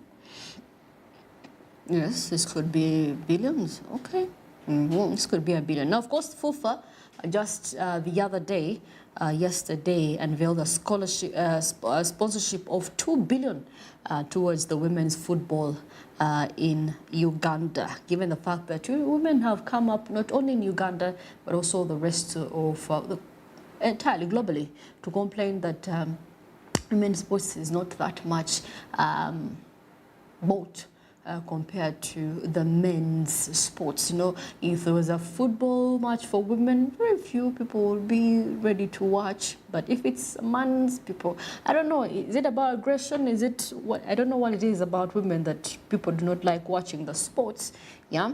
So now, of course, the bank, there's the bank institution that is responsible for this, and of course they unveiled it at their headquarters right there at Lumumba Avenue in Kampala, and of course the bank has taken over naming rights to the top women full leagues, and that is Finance Trust Women Super League and Finance Trust Women Elite League in the next 5 years. Now, of course, their managing director actually revealed that this sponsorship is part of the core principles of providing financial support to women. Yes, just yesterday, we saw a disbursement of 27 billion being accorded to women, mostly those in the GROW project, for the GROW project. Now, of course, FIFA president is engineer Moses Magogo Hassim was excited about the partnership and believes women's football has undergone gradual progress, which I do believe. Of course, under this sponsorship, 1,700,000 shillings will be going to the FUFA. Will be going to FUFA over a period of 5 years. Oh, this is for 5 years, and 350 million per year per annum, with the rest being spent on the sponsorship activation. So the 2024-25 Finance Trust Women League is expected to kick off next month. Yes. Well, the Finance Trust Women League Elite is expected to kick off the following suit in the next month. So apparently, we have some finances coming in for the women. I mean, supporting women is really key. This is women that carry generations to come. Now, of course, crossing over to the Premier League, of course, looking at Jolan, open transfer window is affecting West Ham's players.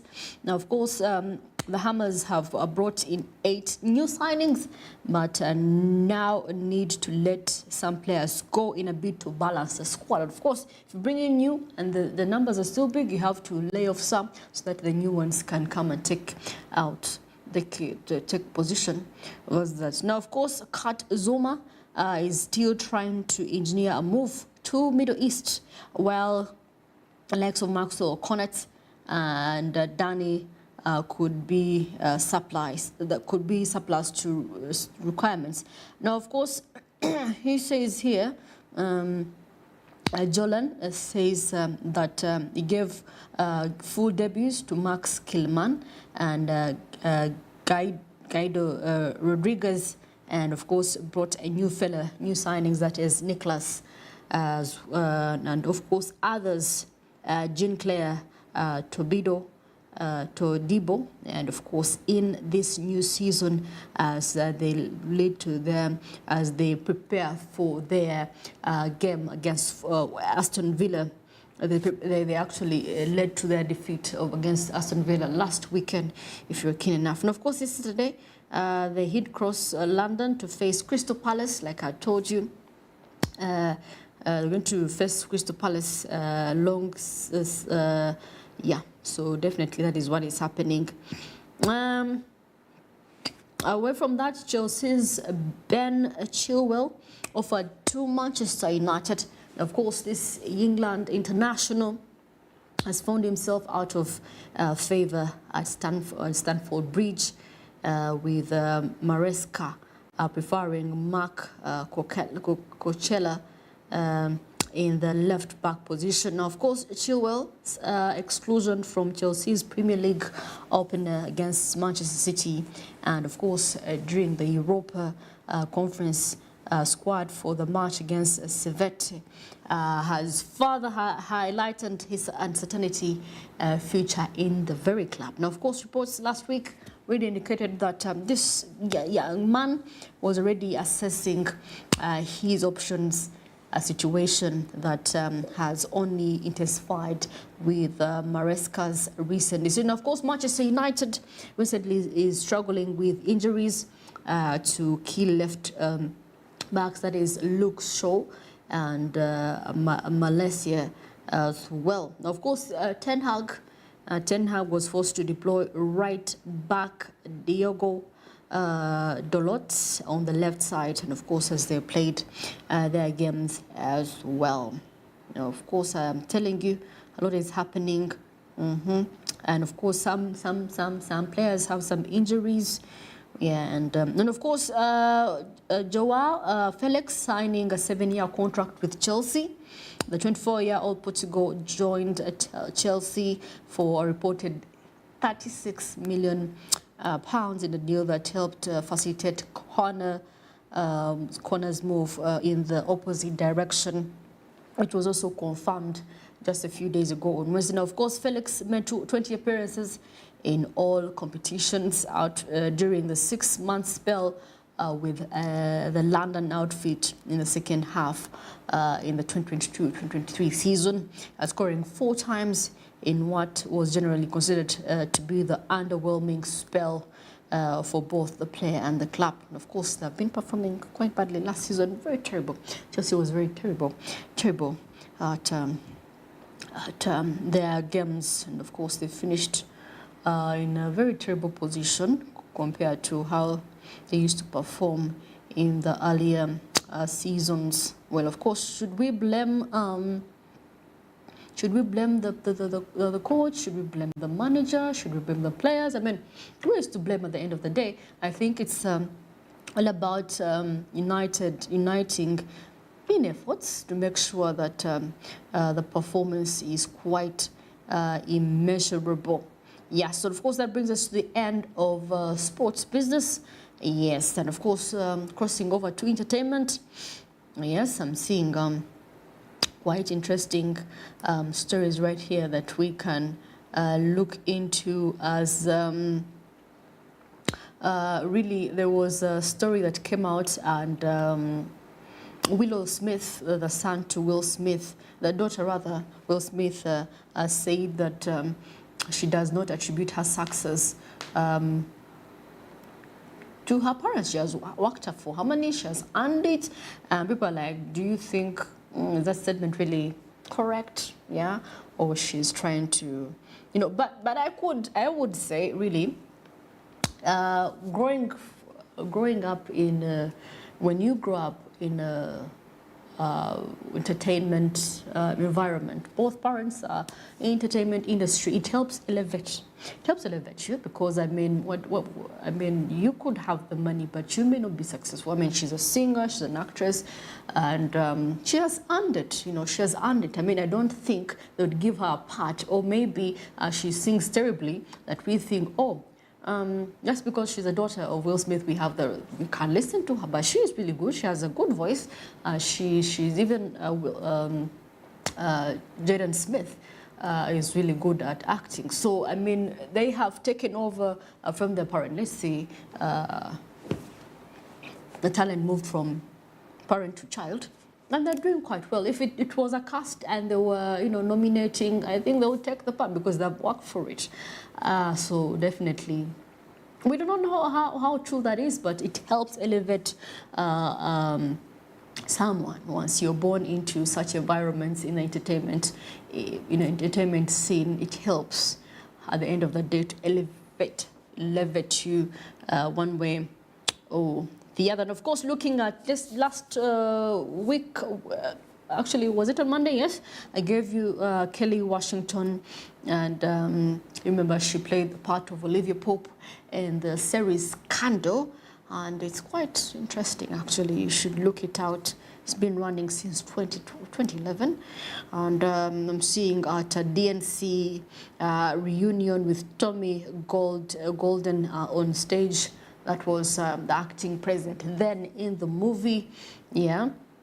And of course, there was a reunion, and of course, looking here at horror movie Goons, rounds out cast with YG and Salaya, MC Nail, and as well, of course, the crew.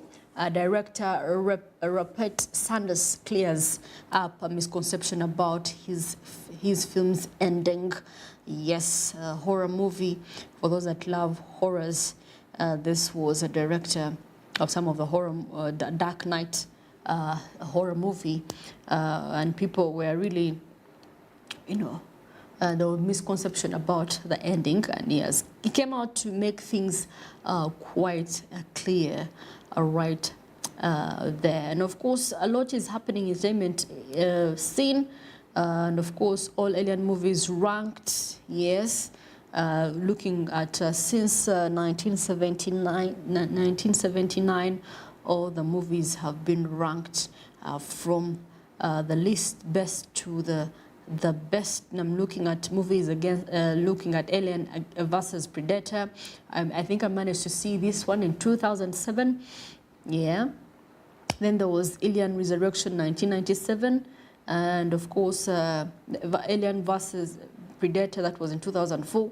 I guess for those that are millennials, you saw these. You saw these. These were our movies that we managed. The Covenant 2017. Yes, this I did see it. Yeah, the Alien movies.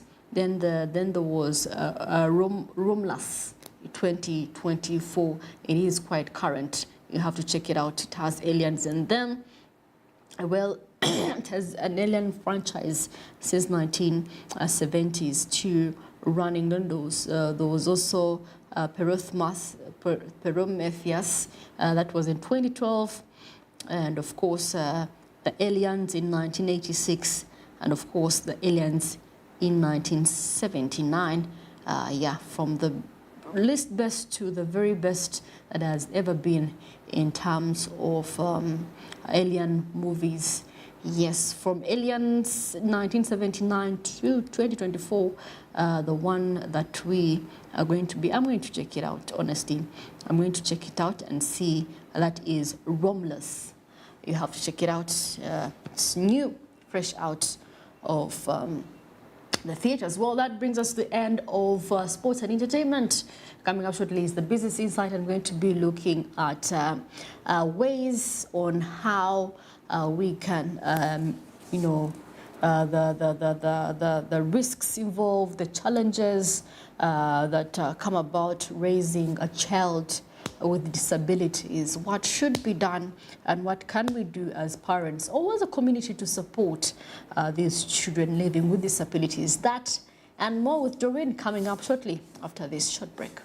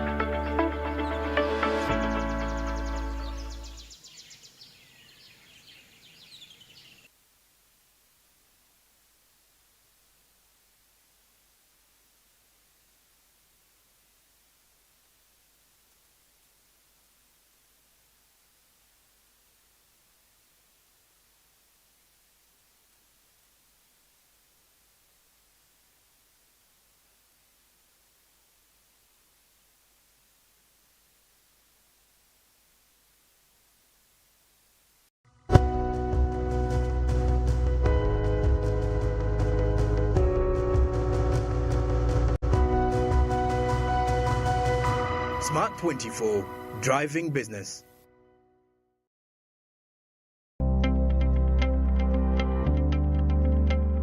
Amanya gange nze Nasoro Jamida nvira mu Kalaji era nga ndi beka mbekinga amandazi, donuts ne daddies, mbadde mbekinga ne cakes era nga maze mu weeks 2 nga traininga wano nyongeddeko obukugu kubanga mbadde nyina skills ezimu ze mbadde sirina ng'okubekinga emigaati mbadde sikimanyi, mbadde simanyi kwayisinga cake, how to manage a business, manya nti ebizibu by'aba customer, how to find a market, mbadde sibimanyi byonna, nzuula nti akatale we kali, naye mbiyize mu weeks zino 2 ze mmaze nga ndi mu training eno.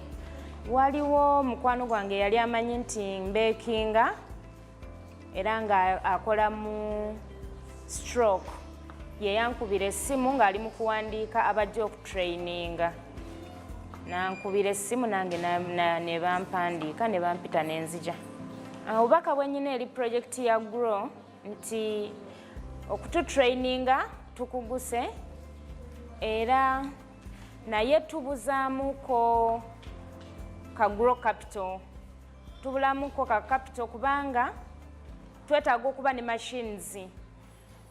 Naye tetusobola kwetuusaako machines nga bizinensi zaffe tukyayingiza omutwalo gumu ewiiki.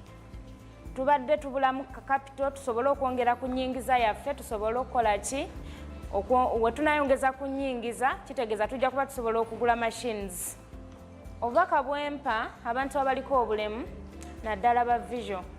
Omuntu bw'atunuulira omuntu aliko obulemu naddala obw'amaaso alowooza tasobola kufumba, ovuiki si kituufu.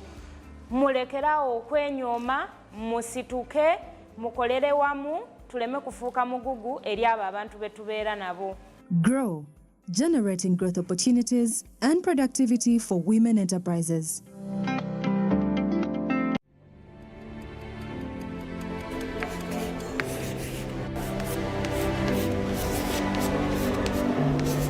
This is Jordan. When it comes to classwork, Jordan is magic. Jordan shines. Jordan makes his peers better. Jordan is a true leader. White Star Magic family. Be a leader. Be magic.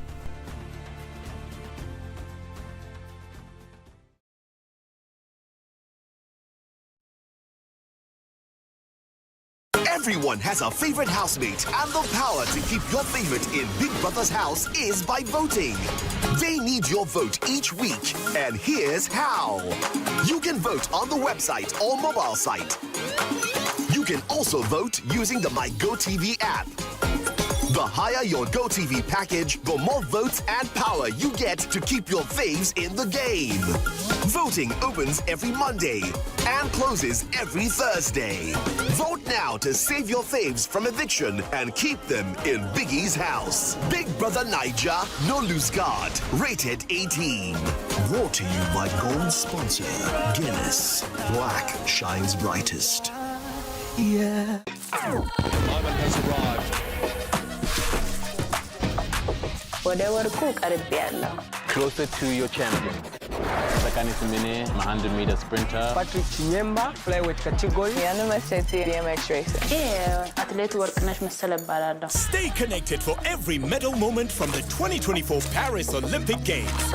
Get closer to your champions with Supersport on DSTV, the home of entertainment. MTN ekutosako papapatatuwa musonga katino kulo mukaganga satumuno mwezi guno gwa munana jangu kudamzu wota kuragime Browns tunyumirwe ngokuyingira jinja kube emitwalo 2 naye tiketi wogigulira ku MTN momo ogifuna ku mutwalo gumu ye ya VIP ya mitwalo 3 katino nyiga *165*2 noti hashi Bwobakozesa Momo app. Weegulire tiketi yo ku MTN Momo ku bei rahisi. Tosubwa abayimbi bonna ab'e Kampala n'ab'e Busoga. Papapate netegekeddwa Douglas Rwanga ne kutuusibwako MTN. Together, we're unstoppable. Uganda fire! Endiba fire!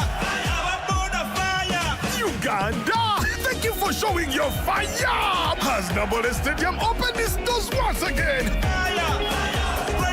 While you were moving in wet, you were the 12th player. When Uganda Cranes needed you the most. Through our famous wins against Tubakunda and our unlucky losses, you stood firm, supporting even louder. Now, as Uganda Cranes take on South Africa and Congo this September, South Sudan in October, and play our second legs against South Africa and Congo in November, bring even more fire! Because with your support, Uganda Cranes is unstoppable! Uganda fire! Proudly brought to you by MTN, the #1 supporter of Uganda Cranes. Together, we are unstoppable. We all have that friend, always by your side for the big moments. Alina drama munji. And sometimes akuteka kupressure. But it's always there to celebrate your wins. Where would we be without our BFF? This season, enjoy football's best moments with your BFF GoTV. Upgrade to GoTV Max to enjoy all the best football live on Super Sport. GoTV Uganda. Love it. It's super fast internet. Oh, it's a super camera. It's a super battery. Phone battery full. Yeah, it's a super deal. Get the Kabode Super from MTN now at a reduced initial deposit of only 49,000 shillings and pay the balance in Pola for as low as 833 shillings per day. Grab this Super Kabode deal this Christmas and get 2 GB of free MTN data every month for 8 months. Get the Kabode Super now from any MTN shop countrywide. Everywhere you go, MTN. Regulated by UCC. When it comes to unboxing the biggest and best shows on the planet, we've got plenty. Go ahead. Yep, we've got loads of this, buckets of that, and bags of those. Ooh. There's smart stuff and fun stuff. The best under the sun stuff. Far places and spaces. Car races and chases. Paw Patrol is on a roll. Yes, we've got heaps of absolutely everything ready and waiting for you to unbox. Only on DSTV. 3 inspired souls brought together by love are set on a life-changing journey. This is your life, Mackenzie. This is no longer a dream. It's just something about Mackenzie. I'll never marry. Your position does not allow you to break work relationship rules. Where choices change everything. Crossroads, weekdays at 8 p.m. on Power Magic Prime. DSTV channel 148, GoTV channel 303. Everyone has a favorite housemate, and the power to keep your favorite in Big Brother's house is by voting. They need your vote each week, and here's how. You can vote on the website or mobile site. You can also vote using the My DSTV app. The higher your DSTV package, the more votes and power you get to keep your faves in the game. Voting opens every Monday and closes every Thursday. Vote now to save your faves from eviction and keep them in Biggie's house. Big Brother Niger, no loose guard. Rated 18. To you by gold sponsor, Buiness. Black shines brightest. Yeah.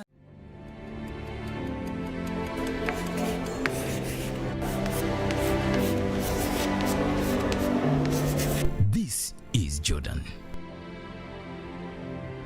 When it comes to classwork, Jordan is magic. Jordan shines. Jordan makes his peers better. Jordan is a true leader.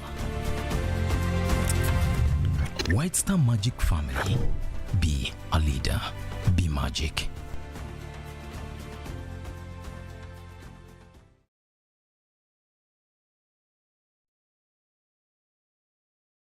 Uganda fire!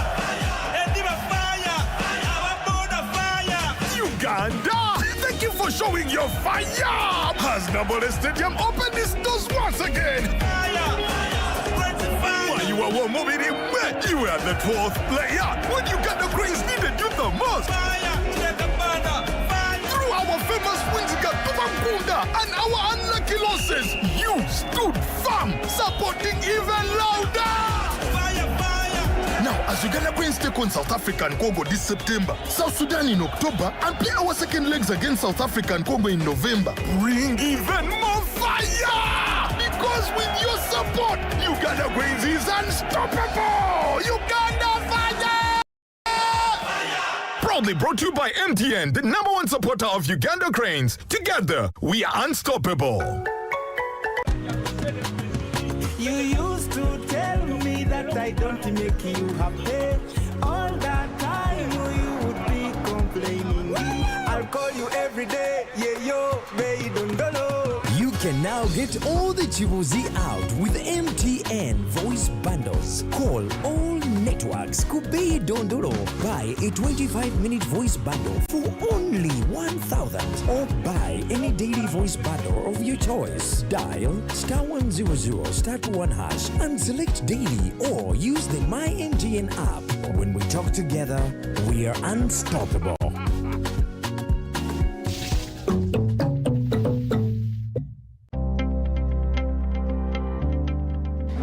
Amabara nibanyetaye baziwe Rusiya Nyenduga Chegegwa district Kabanda sambaire ni nkoro mulimo gwa saluni mazire mu mwaka gumu Kabando wa saluni narora agent owaito omchegegwa yeja yampikaho yagamba aliyo project ebakweta grow Gundi World Bank bagambire tasero y'abakazi abali mu byara bena ma business gebye mikono babaleta kunu Kampala Malaika kusoma then babahereza certificate babongera habukugo bawe bayene nayo naikiriza yampandika era nkasemerwa muno nizire hano mazire hokwezi kumu nyegere kukora za dreads zimbaire ntamanyire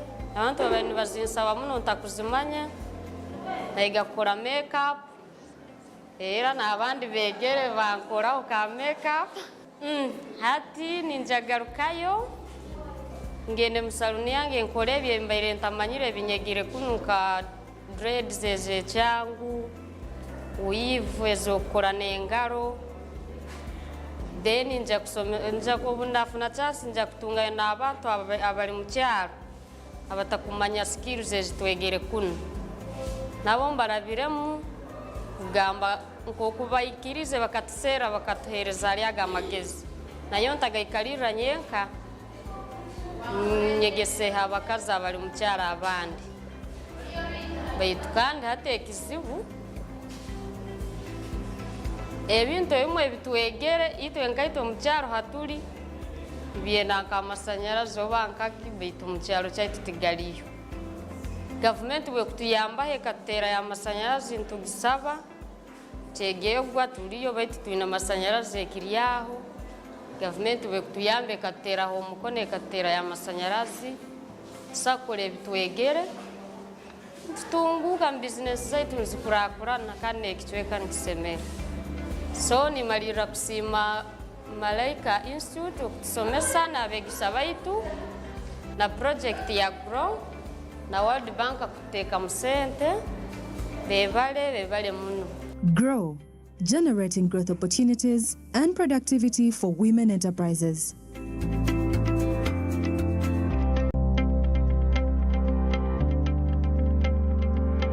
Amanya gange nze nabaloga Babra naviridde mu Kiteezi nga mbadde nkola ebyemikono mu weaving ow'emikono nga naye nkozesa ngalo na mpiso neza bulijjo wano mazeewo weeks 2 mu training eno nyongedde okukuguka mu kukola table mats nkozesa ebintu ebyaffe ebyawo n'ebya bulijjo ng'ebyayi ewuzi nga nkozesa kamashini naye obuzibu bwensanze mu kuyiga kwange kuno nti kineetagisa okuba nga nina mashini okusobola okwongera okukola ebintu byange nga bwe mbiyize nga nfunye kamashini.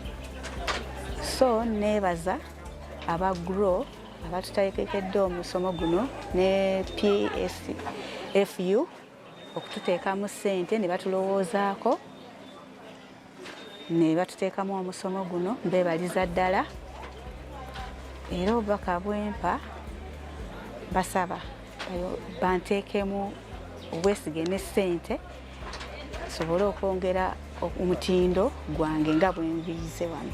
GROW, generating growth opportunities and productivity for women enterprises.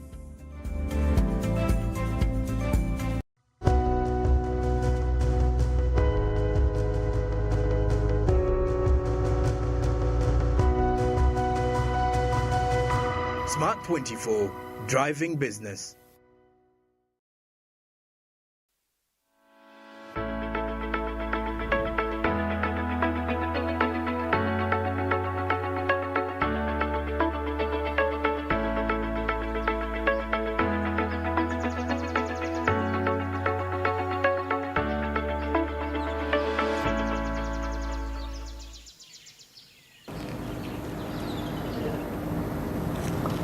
Welcome back from the break. This is Business Insight, where we give you the latest pertinent issues that are happening. We delve deeper into them and then we find out, can we figure out a way to iron this out? Can we figure out another informative angle to this that can bring about changes to you and me? We have been talking about as a series or more here at Smart 24 TV, we don't know one-offs. What we do is we delve deeper, we investigate, we bring to you the necessary information pertinent to that particular issue. Now we are talking about the undertone for the last couple of conversations starting yesterday all throughout Smart Means Business until right now on Business Insight, taking us from 9 until 10 o'clock. The undertone for this conversation is really the situational analysis of disabled persons in Uganda. Today we have an interesting guest. This is still more or less a continuation from yesterday, which whereby we had the CEO yesterday from Nodipo taking us on to giving us more or less a precursor into what the National Union of Disabled Persons Association is doing in Uganda. Now today we have an amazing lady who is coming in from the Kampala Parents of Disabled Children Association that is found within here in Kampala. My name is Kem Chadarin. Of course, I will be taking you right through. But we want to welcome Resti Nachuala, who is a parent of a child with a disability from Kampala Parents of Children with Disabilities Association found in Makindye. And of course, our topic is going to be parental support systems for disabled children. What is happening? Do they have support? And how do they cope with it? Welcome, Resti. Thank you very much, Doreen. It's a delight to have you. Thank you.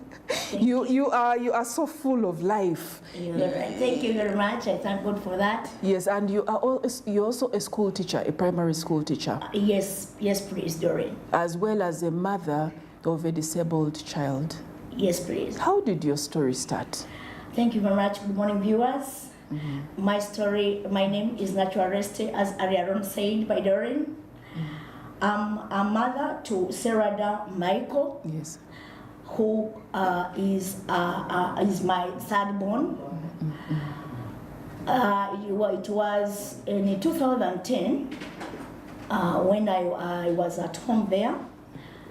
My boy got some malaria. It was in the evening. I tried to give some medication to see that the boy gets better. So the following morning I had to leave for work. I had a maid. I left that boy with a maid at home and I went for work. But as I was leaving my home, my boy came out and called me, "Mommy, can I come and we go together? I told him, no, please, go back. Dad is still around. You go back to Dad. So he went back. He stayed with the dad. The dad woke up, took some tea, and he had also to leave for work. So he left the boy with the maid. When he was not bad. So after some hours, the maid told us that the boy asked for tea. When he asked for tea, he was given tea, he sat in the chair, but he never completed the tea. He gave it back to the maid and told her that, Baba, have tea. For me, I don't want it anymore. So he gave back he got the cup and put it down. As he put the cup down, the boy started convulsing. As he convulsed, he was able to run to the neighbors and told them about the situation. They came, they tried to give some herbal medicine to the boy, but he wasn't getting better. So what they did was to rush that boy to the clinic where we used to take the boy for treatment. So when they reached there, they tried to treat the boy. He was not getting better, so they decided to rush to my place of work. It wasn't so far. So when he reached me, when I saw him, I felt scared. Well, I was asking myself, why does she come? So she told Mom, Michael is not fine. I said, what's happening? But since I had learned about his having malaria, and since I had given some medication the past evening, so I knew that maybe it has come back again. So I rushed to the clinic. I found him in a terrible situation. I told the nurse who was there that let me proceed to Murago because I see the situation is worsening. But before I had moved to Murago, I tried to check my boy whether he was conscious.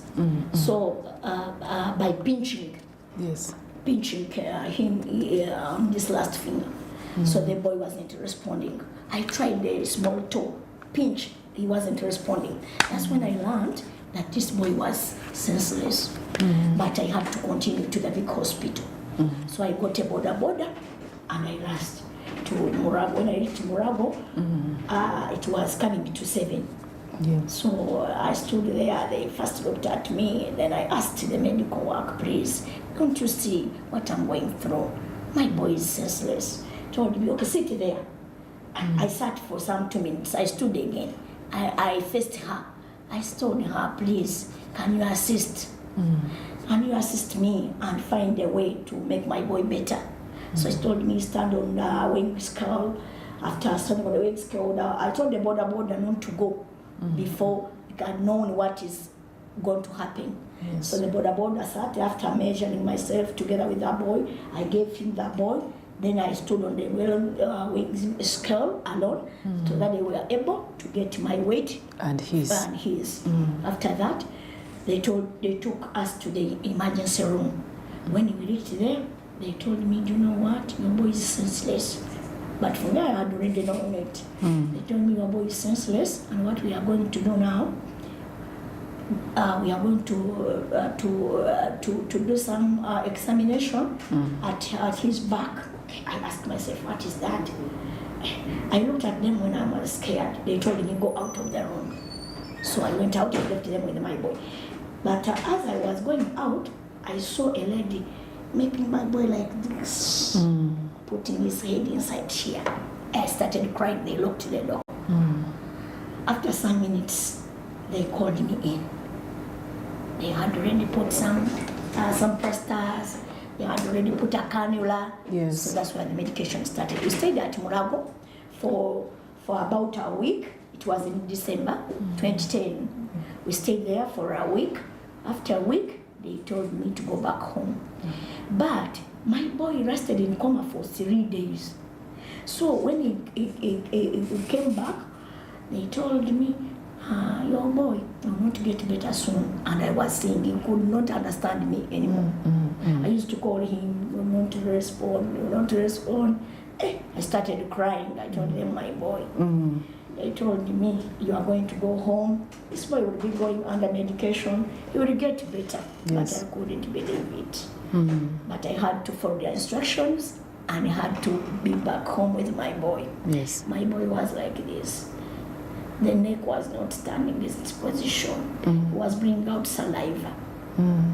I used to move with him for medication, putting a cloth here because he was salivating. Yes, yes. So he was biting me. I said, hey, my boy, you know, you'll never be no more. But the medical workers had promised me that he will get better. Yes. So I continued going to Mulago, but the boy was not improving. So I also decided to look for some herbal medicine. I gave him some herbal medicine. I used to do some exercises with him. After a spell of time, the boy started to stand. To stand. To sit again, in fact, to sit. After how long? For about 2 years. Oh, now this is where we need to sometimes get to know the timing, because when you say after some time, we are thinking maybe it is 1 week. This is after 2 years. After 2 years. After 2 years. After 2 years. So and all this happened when what's his name? It's called Michael Serrada. Now when Michael was one year and 7 months. 1 year and 7 months. So by the time all this happened, he was 3. He was now able to sit again at 3 years, 7 months. 3 years, 7 months. That was a period of adjustment. Period of adjustment. I was no longer going to work. By that time, we were still staying with the dad. So he was the only breadwinner and was not having a good work. We passed through hard times. Yes. When I was at the hospital, they used to tell me, give this to him. So he had to have a special diet. I wasn't able. Which special diet was that? Like he had to have fruits, protein, foods rich in protein. Meat and chicken and fish. Which I wasn't able to get. Yes. But I used to give what I could get. But God helped me, and Owen got back to sit. We continued. I used to take him to physiotherapy in Mulago for exercising. Was that free? Well, it was free. It is only transport, which was a problem. You know, our children with disability, we need sometimes special programs, special transport. But I used to use a taxi. Sometimes you want to get in one taxi, they say, you with that boy carrying him like this, Yes. don't enter, you'll disturb us. So I used to keep on stage. Until another one. Who will stand with me. Yes, yes. Yeah, so I used to go to therapy, but I came to learn how to make to do it yourself. Do it myself. So I decided to do it at home. I could go to Murago for sometimes, and the rest of the time do the exercises yourself. Myself. Yes. But my boy improved. He improved. And after some 4 years, he started walking slowly like a baby. Slowly like a baby. But right now, he's moving. He's walking normally. He's walking normally, despite the fact that on the side from where he convulsed from, the leg is like this, but he moves, even runs. Yes. Yeah. How old is he? He's now 22 years. 22 years. Yeah, he's a man now. Congratulations. Thank you. He's a man, and I'm happy. And so are we.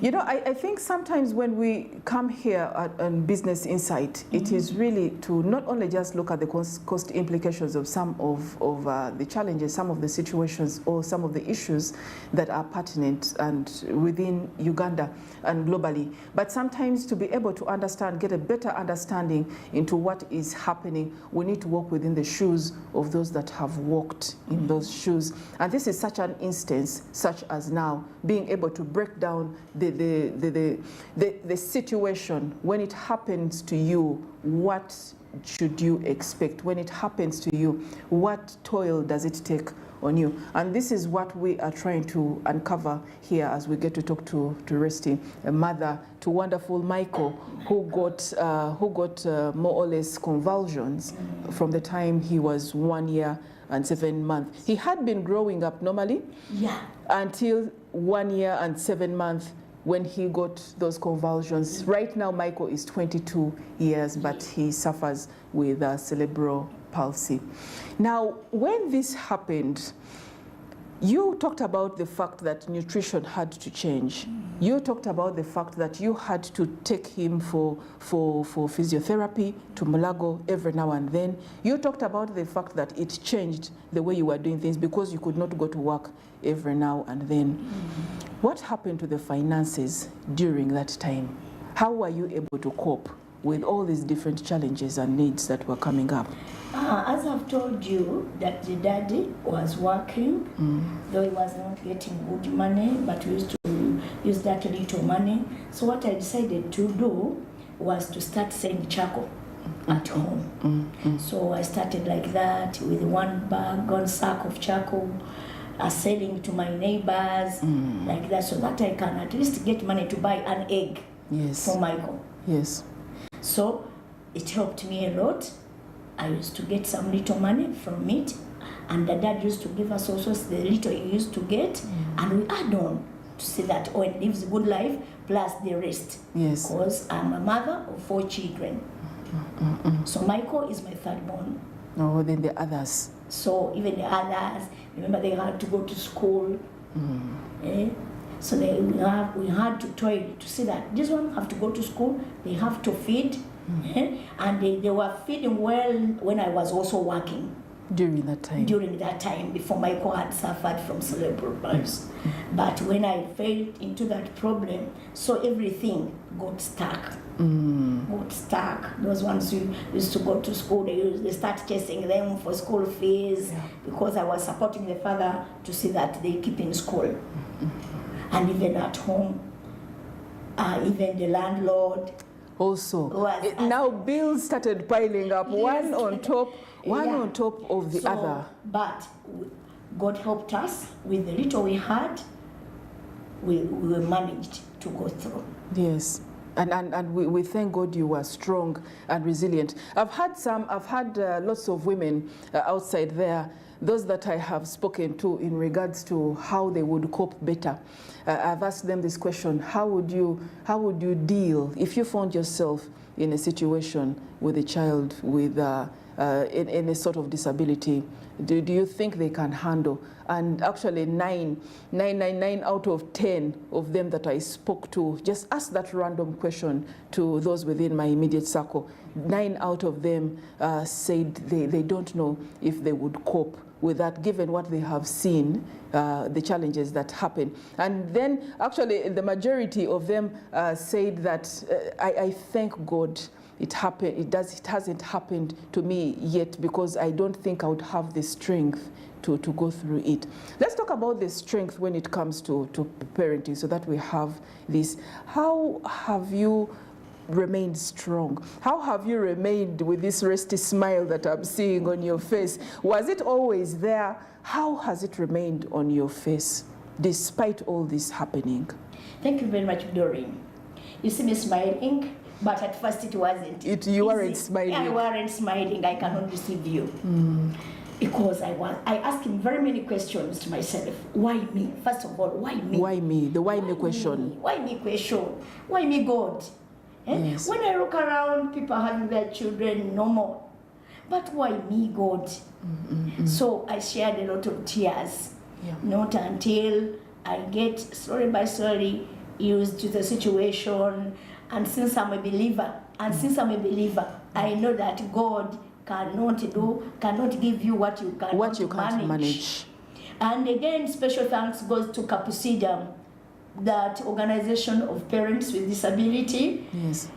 Because before I joined them, I was in a situation which wasn't good, although I had tried to cope up with it. But the Capucidum people helped me a lot when I joined this organization. And again, I have become one of the parents who are trying to help other parents to see that they stand strong. They stand strong. For us, we deal with the parents of children with disability in our organization. Yes. We move around and we bring them on board. But the time we bring them to our organization, we find them in a desperate situation. And some people find them when they are hiding their children, when they have lost hope. But when we bring them to our organization, we counsel them. We show them examples. Now, like me, you see me smiling. That's how I smile even when I meet my fellow parents. I tell them, you see me, I'm smiling. But I wasn't always smiling. I wasn't always smiling. I tell them my story. I said, you are not the only person. Even there are other people who are going through this. Yes. But you have to embrace. You have to embrace. These are gifts given to us by God. For us, we call them gifts. Despite all the challenges, they are gifts. I love the fact that using, and this is what is so important about it, is that you're able to strengthen others with the same strength that you were strengthened at one time. Yes. And it is so personal for you to be able to share something because you've gone through it. Now we will be talking about, we're going to take a short break, and when we come back we will be talking about, of course, the essence, the role of supportive systems when it comes to parents of disabled children in Uganda. And of course we will delve deeper into the cost implications of raising a child that is disabled. Let's take a short break. We'll be right back after this.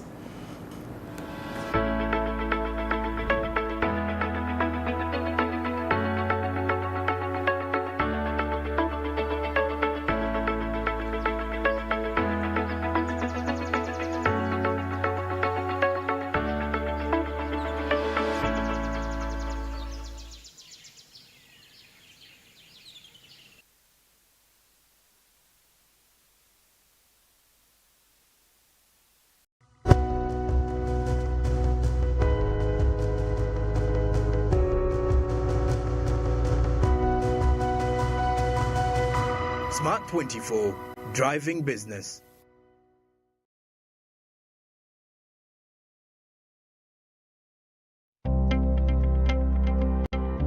Amanya gange nze Naswa Sharafa, mbeera Kawempe era nga nkola liquid soap.